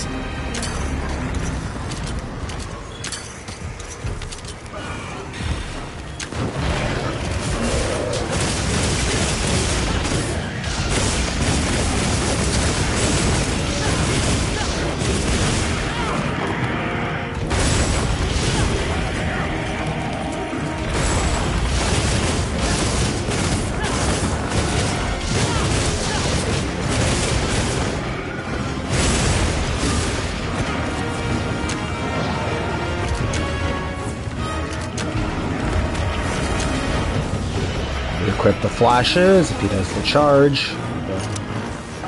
Playing Digimon and Pokemon all day. Well, I still need to watch more of Tamers. I'm nearing kind of the end of Tamers, which is, you know, saying something, and I'll finally be on Frontier, the divisive one. I'm very curious, honestly. I'm not gonna lie with you. I'm very curious to see what side of the Frontier divide I'll fall on. Will I like it and say, you know, it's not appreciated enough, like some fans say, or will I say it's weak? I'm very curious, honestly. Like, that's one of the weird things I am with, like, divisive things, whether it's, like, divisive boss battles, divisive games, divisive levels. I'm always curious to see what side of the divide I'll fall on, because usually when someone says something is, like, really, really good, you know, I tend to take it with a grain of salt because sometimes things get really overhyped. Like, Frieren Beyond Journey's End. Look, I'm sorry to anyone who loves this anime, but I just don't see it, if I'm being honest. Like, I get it, it's different, and it has, like, characters, I guess, but, like, I'm gonna be real, I find Frieren kind of boring, which is just... for me, being boring is a cardinal sin in any form of media. Whether it's for long-term or short-term, boredom is the one thing that no form of entertainment media should have in it. It's the thing they should try to avoid, and my issue with Frieren is that I was consistently very bored during Season 1. And, like, it's one thing to have a slow start, or even a slow series. That's not the problem. My problem is that events that actually happen within Frieren Beyond Journey's End in Season 1 just are not engaging enough, regardless of it meaning to be slow or not. I mean, for one, you know, I think the show kind of shoots itself in the foot taking place after the Journey's End, because, like, they expect me to care about these characters that I'm just being introduced to? Like, I'm sorry, this is not, like, some deep psychological shit. It's just really, really lazy writing to make it seem like it's more special than it actually is. Seriously, like, I understand that people want to avoid being generic, because I know anyone can criticize your series for being generic, but honestly, I think that you need to have some sense of genericism early on in order to establish something that resembles familiarity. Because if you just play your big card, like, you know, oh, we're not a normal kind of fantasy series, it's like, okay, good. You've basically advertised what your gimmick is, and It's like it doesn't leave room for nuance or actual depth like these series want to have. And like, I'm not saying I don't get the appeal for Frieren. I get it, there is layers, I guess, but like, again, I'm just gonna be real when I say I really don't care about the characters that much in Frieren. Which is just sad. I mean, it's not because they're unlikable, far from it actually. It's just that they don't really do anything that different I haven't seen elsewhere. Like, all of the familiar archetypes are there and all, but it just doesn't, like, again, it doesn't feel like the new big special thing I was told about. But you know what? I'm not gonna fault anyone for liking Frieren, because, like, at least unlike Neon Genesis Evangelion, I can see what the appeal in Frieren is. With Evangelion, fuck that shit, bro. Why do we need another fucking Evangelion series? Seriously? No. I know I have a whole ass video of me saying it, but no, Evangelion, it's time to just admit it, guys. Evangelion is not that good.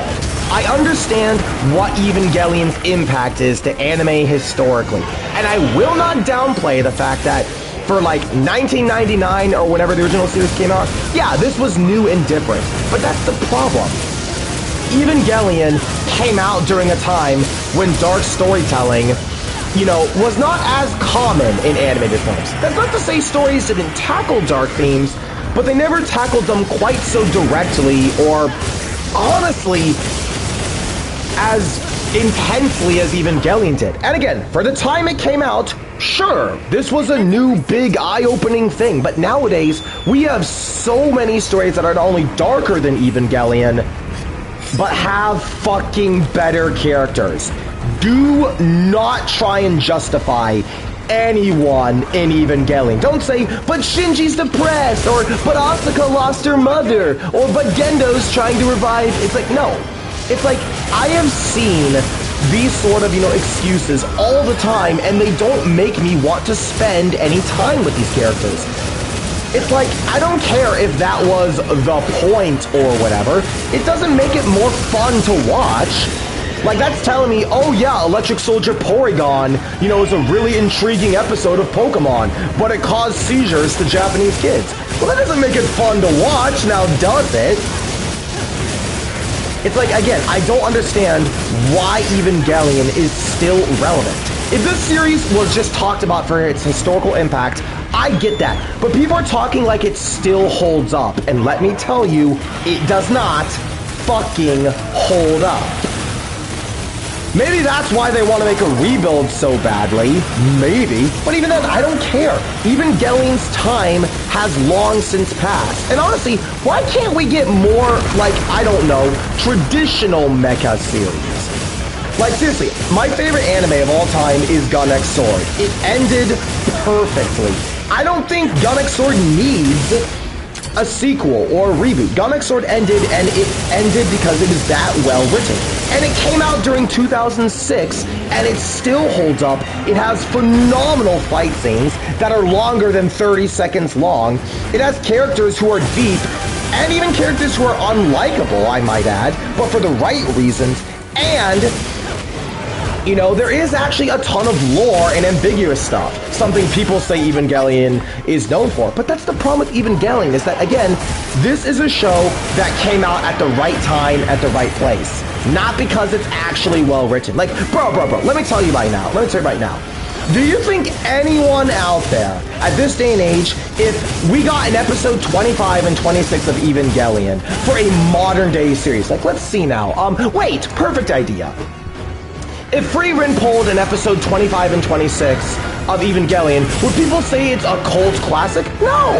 They would say that this is an incredibly controversial and stupid way to end a beloved series. So why does Evangelion get a free pass? I don't understand the logic behind, you know, Evangelion's good because, you know, it did this, and this. Sure, it's good for 1990, whatever the fuck it was released in, but at this day and age, it's not fun to watch.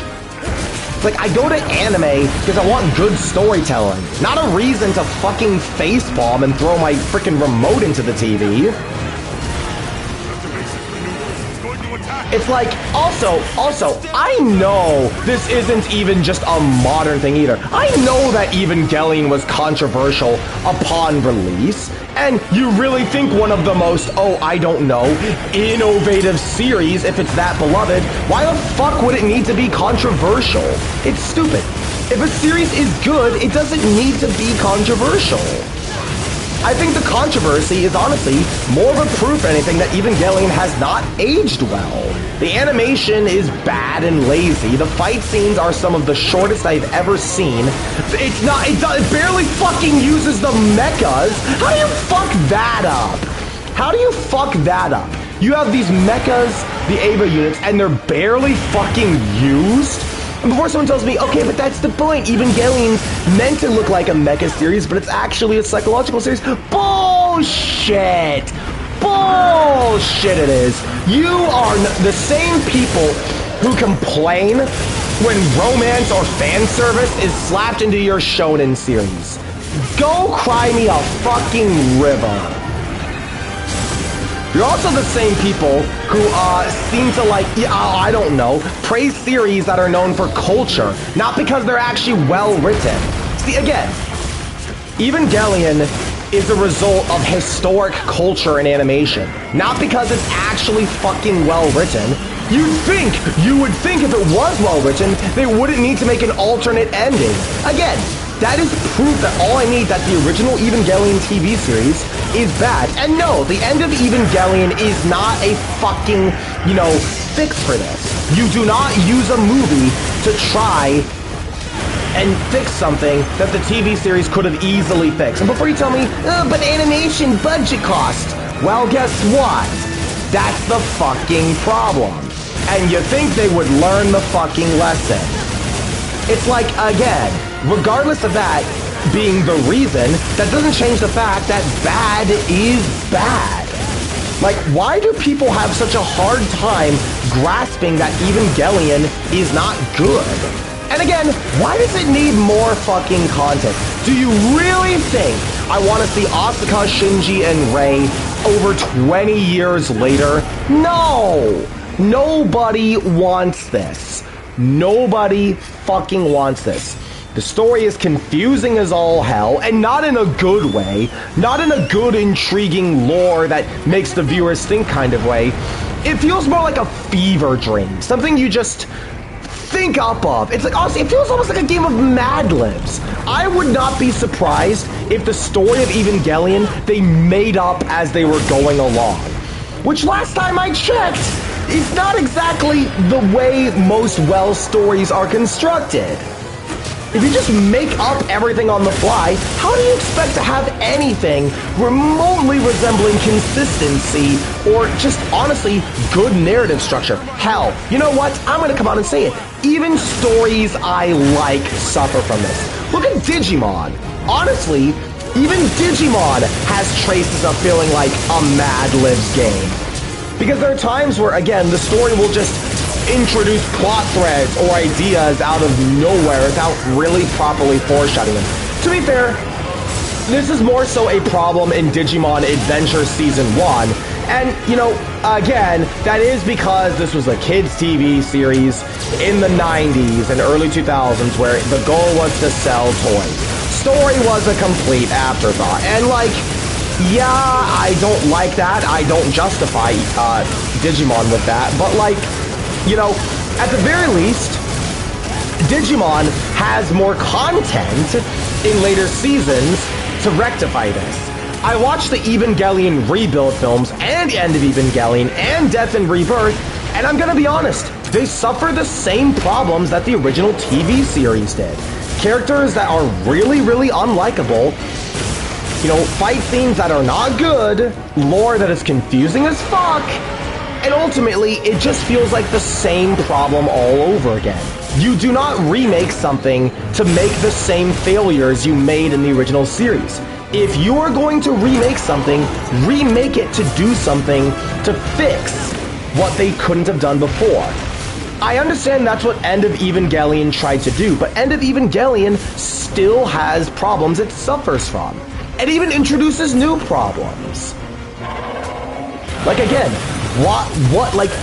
someone out there tell me what it is about Evangelion that makes it so good without resorting to the "you don't understand" argument. I understand perfectly what is going on here. But ultimately, I think the story is still bad even when understanding. And not everyone can understand, because who the fuck is going to pull up a Bible to understand all the references to the angels, you know, the Sela instrumentality project? No one out there is going to be translating all this shit. It's just so dumb, dude. And I cannot believe that, again, instead of actually, I don't know, adapting, you know, other series that could use anime adaptations, or better yet, why are we not getting more like... Okay, hear me on this, to change the topic here. I know some people are saying things like, you know, animation is expensive, rada, rada, rada. And yes, it is. I will not deny that animation consumes a lot of money. Animators are overworked. Studios have tons of projects they're working on. I don't deny it. However, the solution to this is so simple.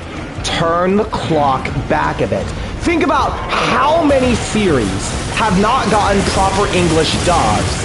Whether it be, you know, 4Kids Yu-Gi-Oh!, Familiar of Zero, Mare Heaven. So many series that, genuinely speaking, I could see having new life. I mean, look at the Viz Sailor Moon. Bro, why are more series not getting the Viz Sailor Moon treatment? You know, Cardfight Vanguard Season 4, Legion Mate. There are so many series that genuinely could use, you know, the Viz Sailor Moon dub treatment, and these companies aren't doing it. Instead, Familiar of Zero sucks ass. Well, it's not great either, honestly. Familiar of Zero is a guilty pleasure anime of mine. It's not good. I will admit that. You know, there's probably a good reason why it never got fully dubbed, and it definitely has its share of problems. I'm not going to deny it. However, Familiar of Zero is very crucial to the isekai genre as a whole, mainly because, one, it definitely popularized the whole idea of harems in animes, but also, I actually do think there is some things to appreciate about Familiar of Zero. However, it's much like WATV. Honestly, that's how I feel about Familiar of Zero. Is that it's like WATV. I can admit, it's got its flaws. It will not score anything above a 5 out of 10 in my personal scoring scale. Even though WATV is so fucking iconic to my own channel lore, I cannot recommend WATV to the casual watcher. And I can't do the same for Familiar of Zero. But I can get a laugh out of it as a silly, turn off your brain and just enjoy the wacky hijinks. I mean, and what's funny, there is an audience for those sort of animes. Animes that don't take themselves very seriously, that are mostly just an excuse to tell jokes. Like, look at Bobobo. Honestly, Bobobo is one of my favorite animes in that regard. Bobobo is the definition of don't think, just watch, laugh at the craziness. Also, Bobobo has a fucking amazing soundtrack. I'm gonna make a bold claim here. Bobobo has a top 10 anime soundtracks of all time. I am not kidding. There's no reason that a show about a guy with a yellow afro who uses the super fist of the nose hair should have this bopping of a soundtrack. But it is crazy how good this soundtrack is. Hell, it even used to be my channel intro theme. It's that good. So yeah, Familiar of Zero I see in the same light to Bobobo. Don't think of it too seriously. Just watch it, laugh at the craziness, and you know, just a wind down anime. And maybe that's why people like slice of life anime so much.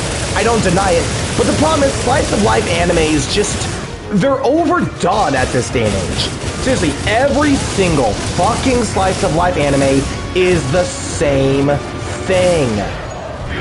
High school, Japanese school / town, you know, there's usually some kind of awkward love interest, and it just doesn't work for me.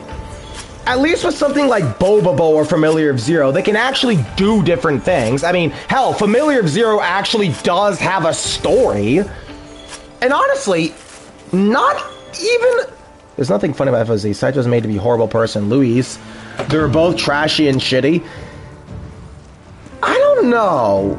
I wouldn't call Saito bad necessarily. I mean, look, I'll be real with you. He does fall into the same pitfalls that a lot of harem MCs do. But I'm going to be entirely honest when I say I think Saito is one of the better harem MCs for 3 main reasons. Now, look, it's still a harem series, and I will admit that Saito will fall into all of these pitfalls. Every harem series MC does. But let me start off by saying that I actually think Saito is a harem MC done right. And look, 3 more tickets! Yeah! Let's go. We can max out the Jin armor now. Okay, but anyways.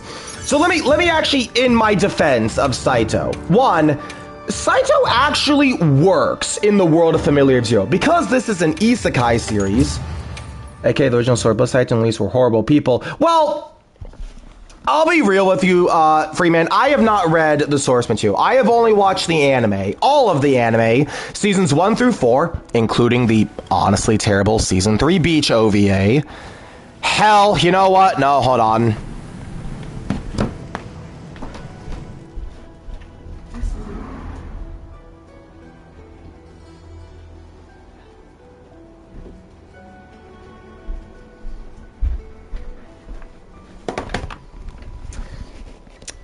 I even bought the Blu-ray of all seasons 1 through 4, including the OVA, and it's actually right next to WATV on my shelf. Look, the little open spot up there, that I put Familiar of Zero next to WATV, and I think that is kind of saying something. But here's the thing about Saito. I cannot speak for the light novel, because I have not read it.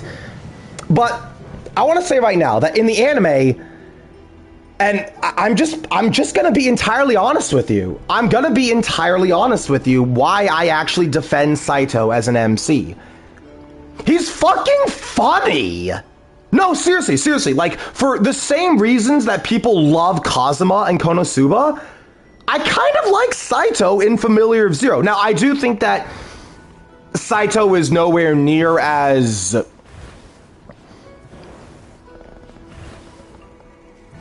capable as Kazuma. Like, in Konosuba, Kazuma is meant to be the straight-faced one. He's meant to be the one that is actually competent among his team.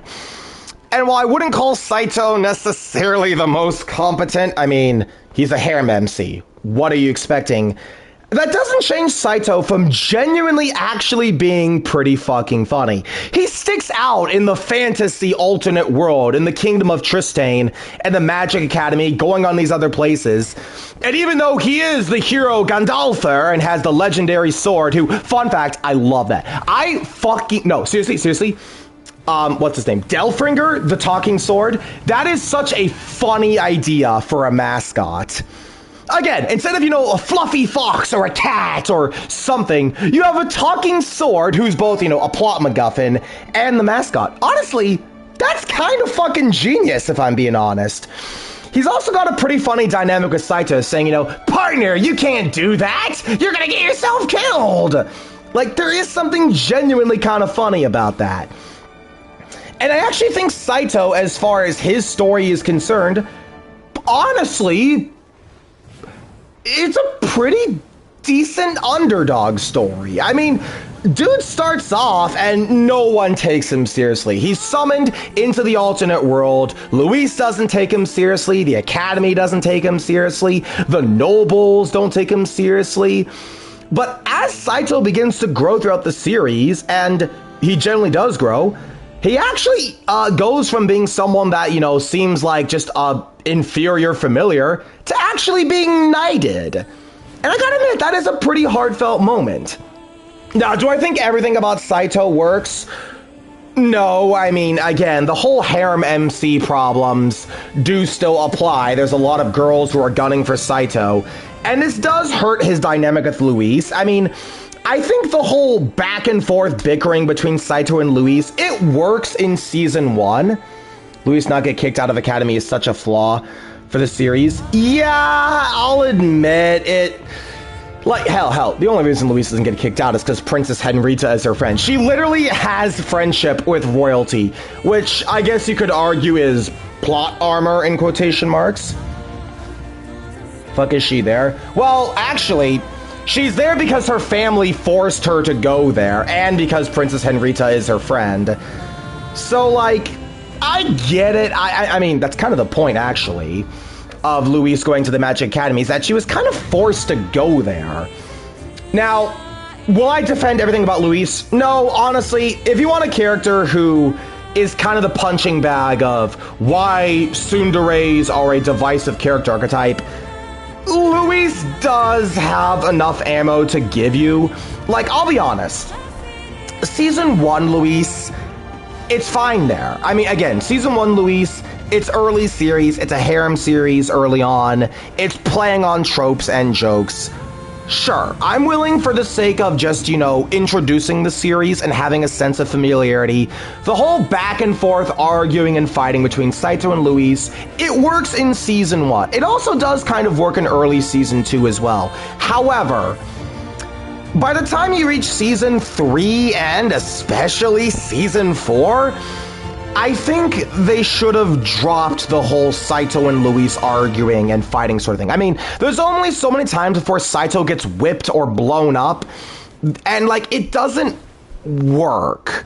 It wasn't really, like, funny. It wasn't, I'm gonna be honest, there's nothing funny about it, even in Season 1, but it did establish a rocky relationship that Saito and Lee sort of do. I mean, the two of them were stuck with each other. We had these two characters who are from two completely different worlds, pun fully intended, and Saito and Lee are just sort of have to put up with each other. But they gradually find reasons why they're similar. I mean, for one, Saito actually sees that Luis's family, honestly, Luis's family I blame for Louise more than Louise herself.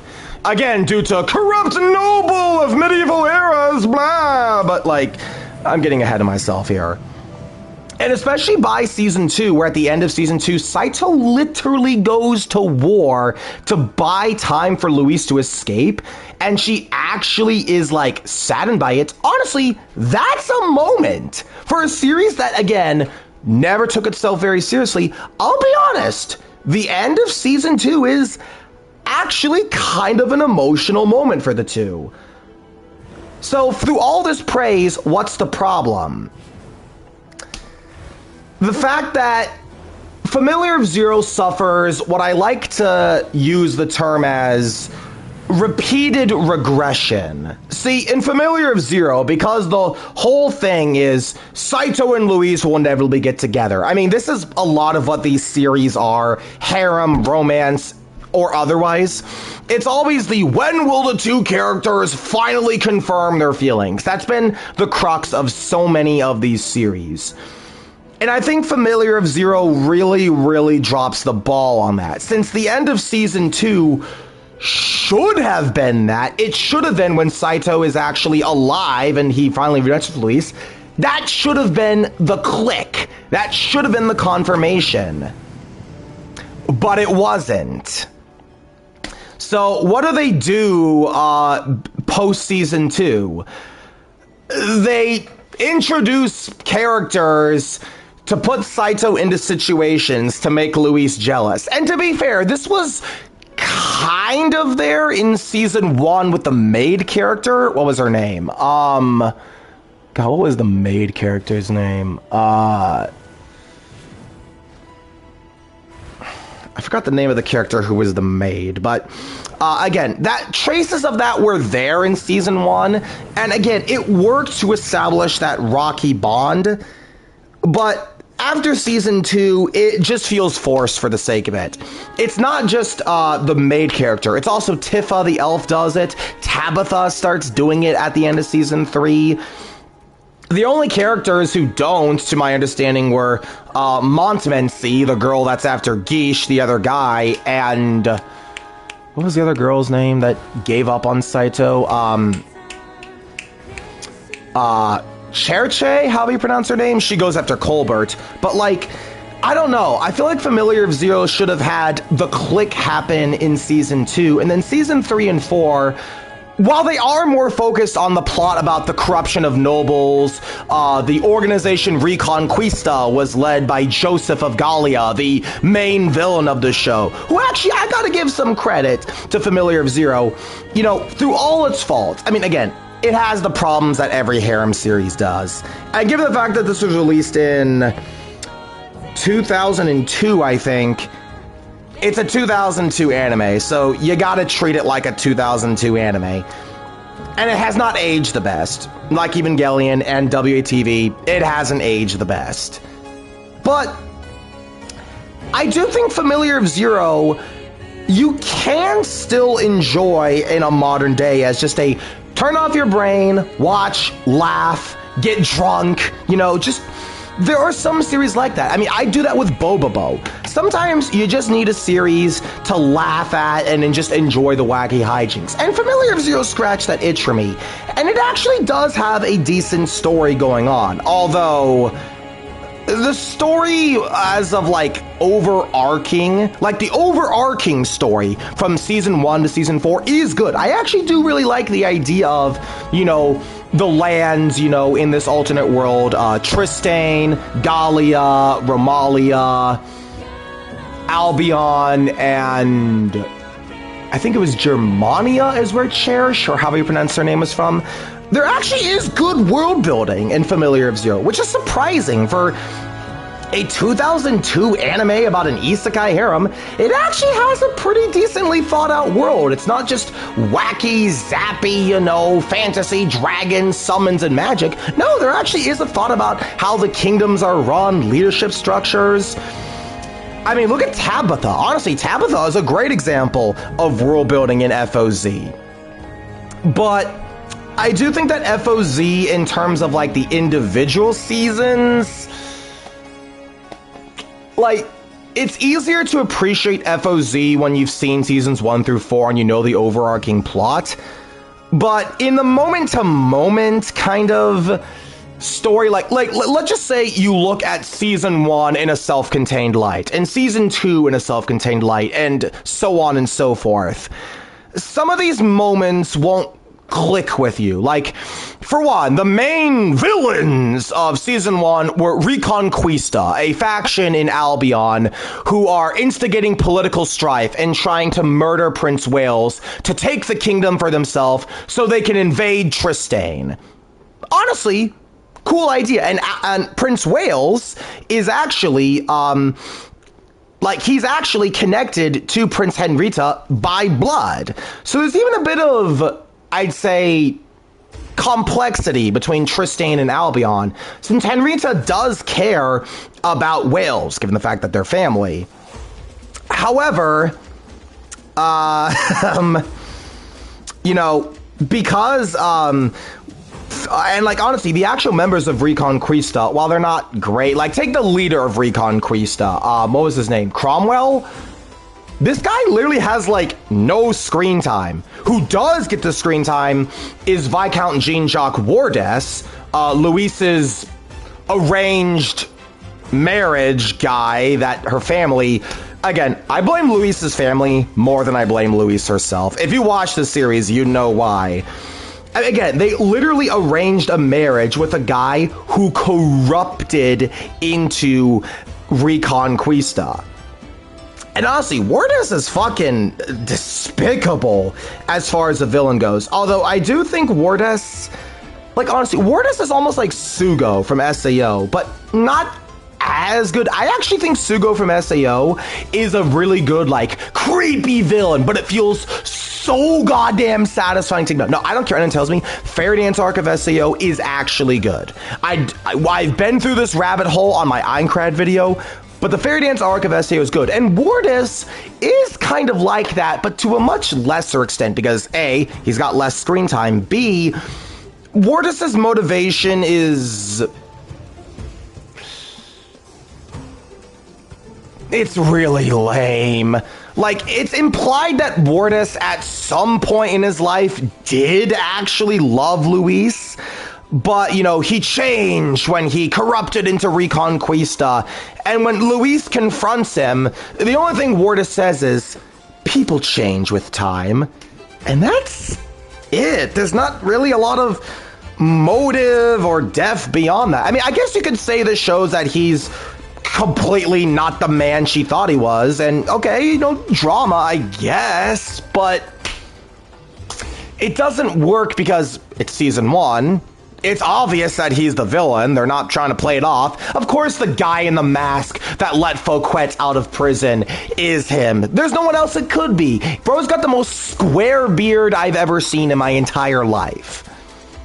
But I think in terms of like the in the moment stuff of it, it doesn't really work because, you know, I mean, the whole thing I'm trying to get is that the moment to moment story is a little rocky, is because, you know, the moment to moment storytelling, you know, it's harder to appreciate it in the moment. In the overarching plot, it's good. There's world building. It connects Albion to Tristan. It connects Luis to Henrita, which connects Henrita to Wales, which connects, again, Tristan back to Albion. However, we find out that Reconquista, you know, is actually not led by Cromwell. Reconquista was being funded by the Kingdom of Gallia, led by Emperor Joseph, who is Tabitha's uncle, who had murdered her father, Charles Orleans, and now he basically runs all of Gallia with an iron fist. So all of Albion was a massive distraction. And then when you finally go to Gallia and rescue Tabitha from Joseph, and then early on in season 4, they finally beat Joseph, I gotta say, there is good overarching plot here. But again, in the moment-to-moment story, it doesn't really click because wacky harem antics. Saito, you know, is doing stuff. Luis gets jealous. Joke on this, joke on that. It's harder to appreciate in the moment, but the overarching story is good, which is why I compare Familiar of Zero to WATV. Although I think WATV has the reverse of the, you know, situation, but a similar idea, where I think the moment-to-moment story in WATV is great, and the overarching lore and world building of Fall Gaia is great. Making the elven race the big bad. No! The elven race were not the big bads in the anime. The big bad was Joseph. The big bad was Joseph for the whole series. I mean, again, he's the one that funded Reconquista. He's the one that sent Sheffield to pull all the manipulation to steal the Ring of Anvari, which, okay, to be fair, he did force one of the elves, I think his name was Badashal, into making magic orbs for him to control the giant Yominger armor and the fire orbs he'd used in the beginning of season 4. You know, again, Joseph honestly is a pretty good villain for FOZ. The anime doesn't follow the source material. Yeah, it doesn't, and okay, fair enough. But honestly, I think that the anime story, genuinely, the anime story is pretty decent when you look at it as a whole. But it does take waiting, and I know not everyone has that. Not everyone can wait. Hell, I couldn't wait through One Piece. I couldn't wait through Dragon Ball. I will not blame anyone for not finishing Familiar of Zero. Also, do yourself a favor and just watch the sub. I know season 1 is dubbed, but they didn't dub anything beyond season 1. So just watch season 1 in the sub and the whole series in the sub for your own sanity. There's also changes in the dub, because of course there is. But I'm getting ahead of myself here. Anyways, I'm gonna put this back in the closet now.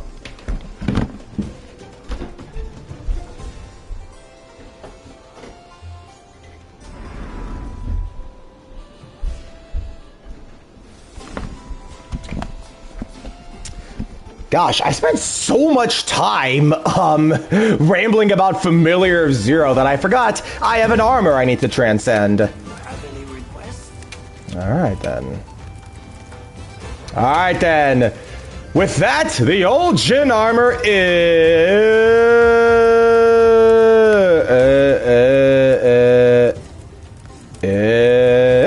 complete. Alright. Now, hold on a minute, hold on. Hang on. We still have something we gotta do here. Please tell me what you need. I'd like to help. Hey, Freeman, just for my curiosity's sake, just for my curiosity's sake, seeing as you've watched Digimon, you know, seasons 1 through 4, who's your favorite Digi-Destined in each of them? I'm kind of curious. I'll tell you mine. In season 1, I'm gonna give it to Matt. I don't want to spend too long explaining why, because I've already ranted. In season 2, it's Ken. I don't think I need to say why. In season 3, I'm having a difficult time with season 3, honestly. Like, on one hand, I do like Jerry, but also, I'm kind of refreshed by Henry, weirdly enough. It's kind of weird that Henry, I feel like, works as the mature one. Like, Henry almost feels like a good mix of, like, Joe and Izzy. But also, he has, like, I don't know. It's strange. I feel like Henry actually has a pretty good dynamic with Terriermon as well. But I have not finished season 3 yet, so I'm kind of split between him and Jerry. But I'm curious who your favorite Digi-Destined in each of them are. Since I give credit to Digimon, they actually do put an effort to develop characters, even if the development is a little still pretty light, but it is more than what you would normally get for that era. Alright, let's go ahead and get on the armor sphere grind. I think with all the battle tickets I got, I should have enough. But let's see. Now, first things first, let's go over to the smelting foundry. Okay, base camp. Also, it's really fucking hot out. I'm gonna turn on the fan.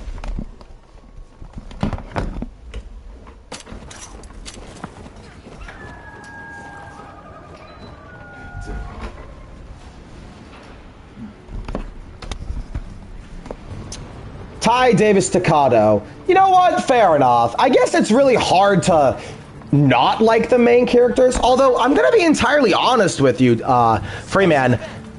I don't know about Ty all that much. I mean, I think Davis does more of what I wanted out of Ty, you know, having an actual arc.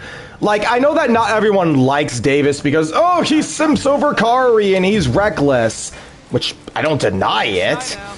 But I think that actually led for room to growth for Davis. Whereas Ty, I don't know. I just like Ty didn't really have an awful lot of anything that I would call resembled growth. Okay, outside of, you know, like Skull Greymon, him forcing him to digivolve and him realizing, oh shit, that's not good.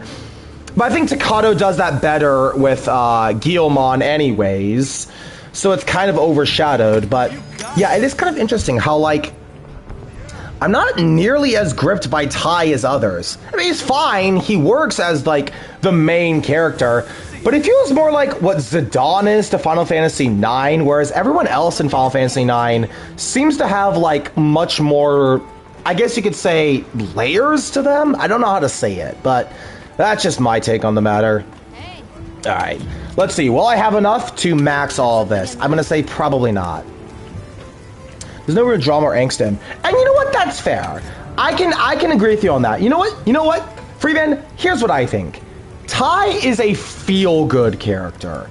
He doesn't need to have a lot of depth or layers. He's a feel-good character. You like him, he's the main guy, you know people can count on him. And you know what? In that aspect, yeah, sometimes you just need a feel-good character. And for the main character to be the feel-good character, that makes sense. So I can see that.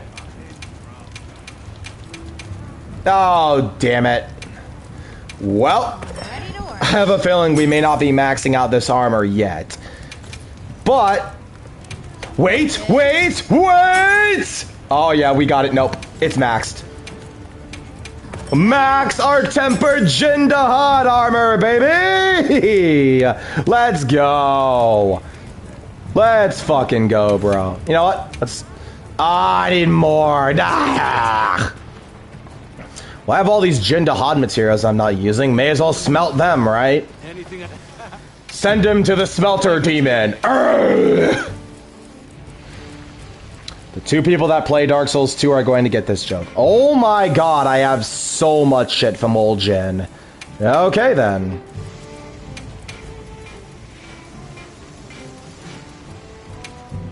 So much stuff. Oh my god, dude.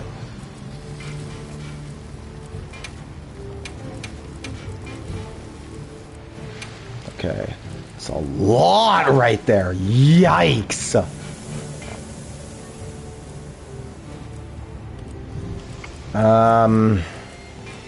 Crap. Well, what now? I guess I can always burn more of these. I'm going to be getting these back anyways, considering I'll be farming for the other Arc-Tempereds, so I may as well. Okay.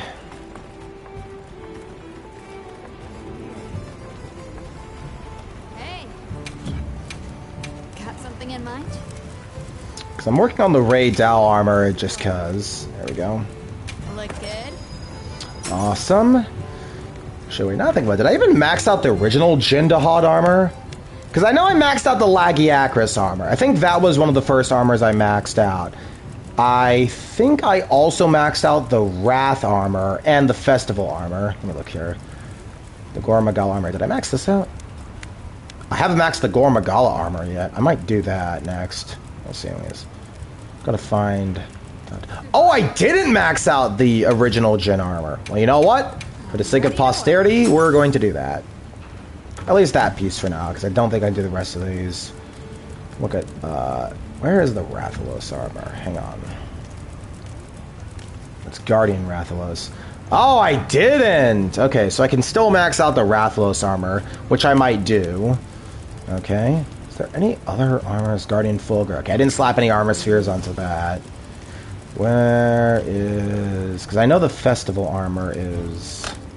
Use the right stick. Yeah, I need to use that. Okay.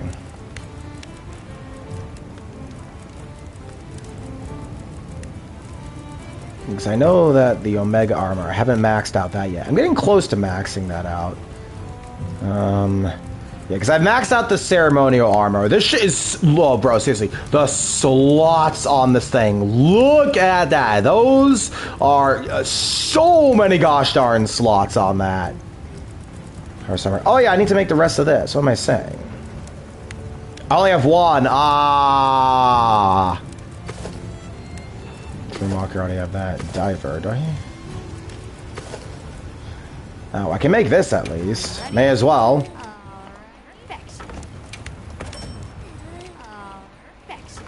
Ready to get to work?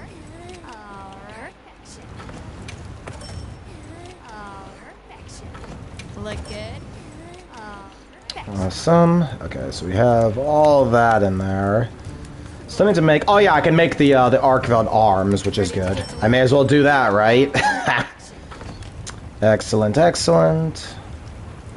Okay. Oh, I need to make my cat's armor. Okay, well, you know what? What are we making today?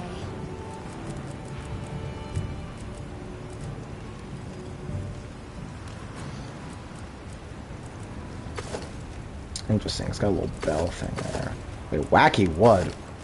No! Not him! Wood guys, no! Bad! No, I'm never making that. Bro, after what the Woodwoods did to me last time, no, those fuckers don't deserve anything less. But I will make the cat armor, though, just because.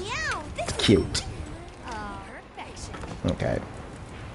Dahad. I think I'll probably just settle for the, oh man. Well, actually, how much is it? So, 66 defense in comparison to 50 defense, 48 damage in comparison to 58 damage. Nah, maybe it's not even that worth. Well, I'm not really going to be using the tickets or anything else anyways.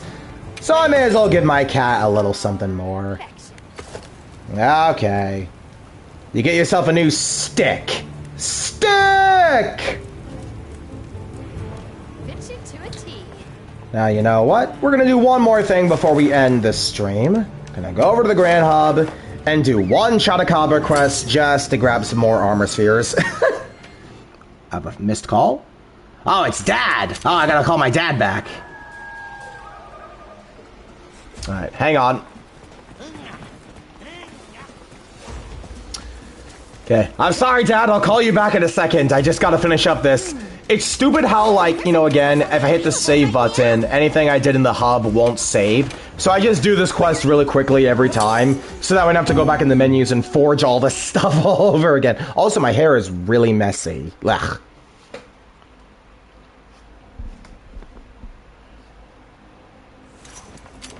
Let's be on our way.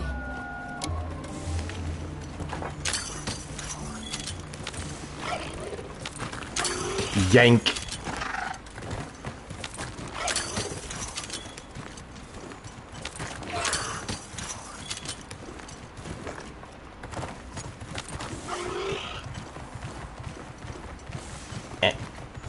Jump.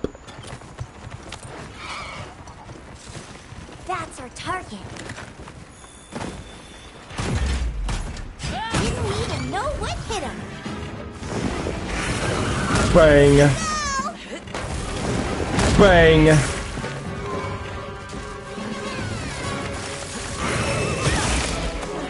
The snake.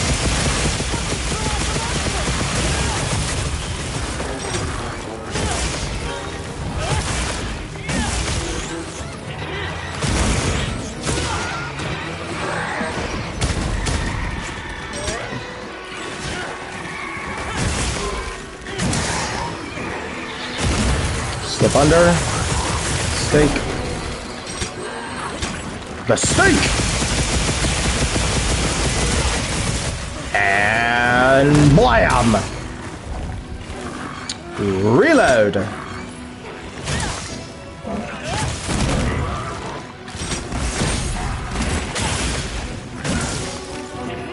Bang, bang. The stake!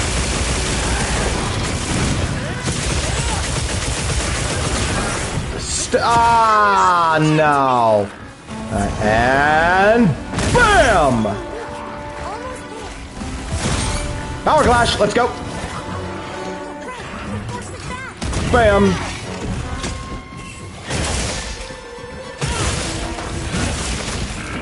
Looks like we're moving to a new area. No, I didn't get the stake. Ah. Whatever. Joust! Da da da da da da da da da da!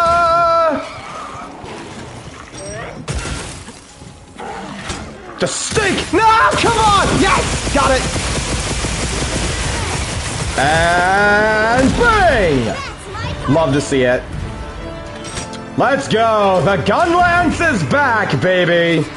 Now that I got this build, my Jin gun lance is back.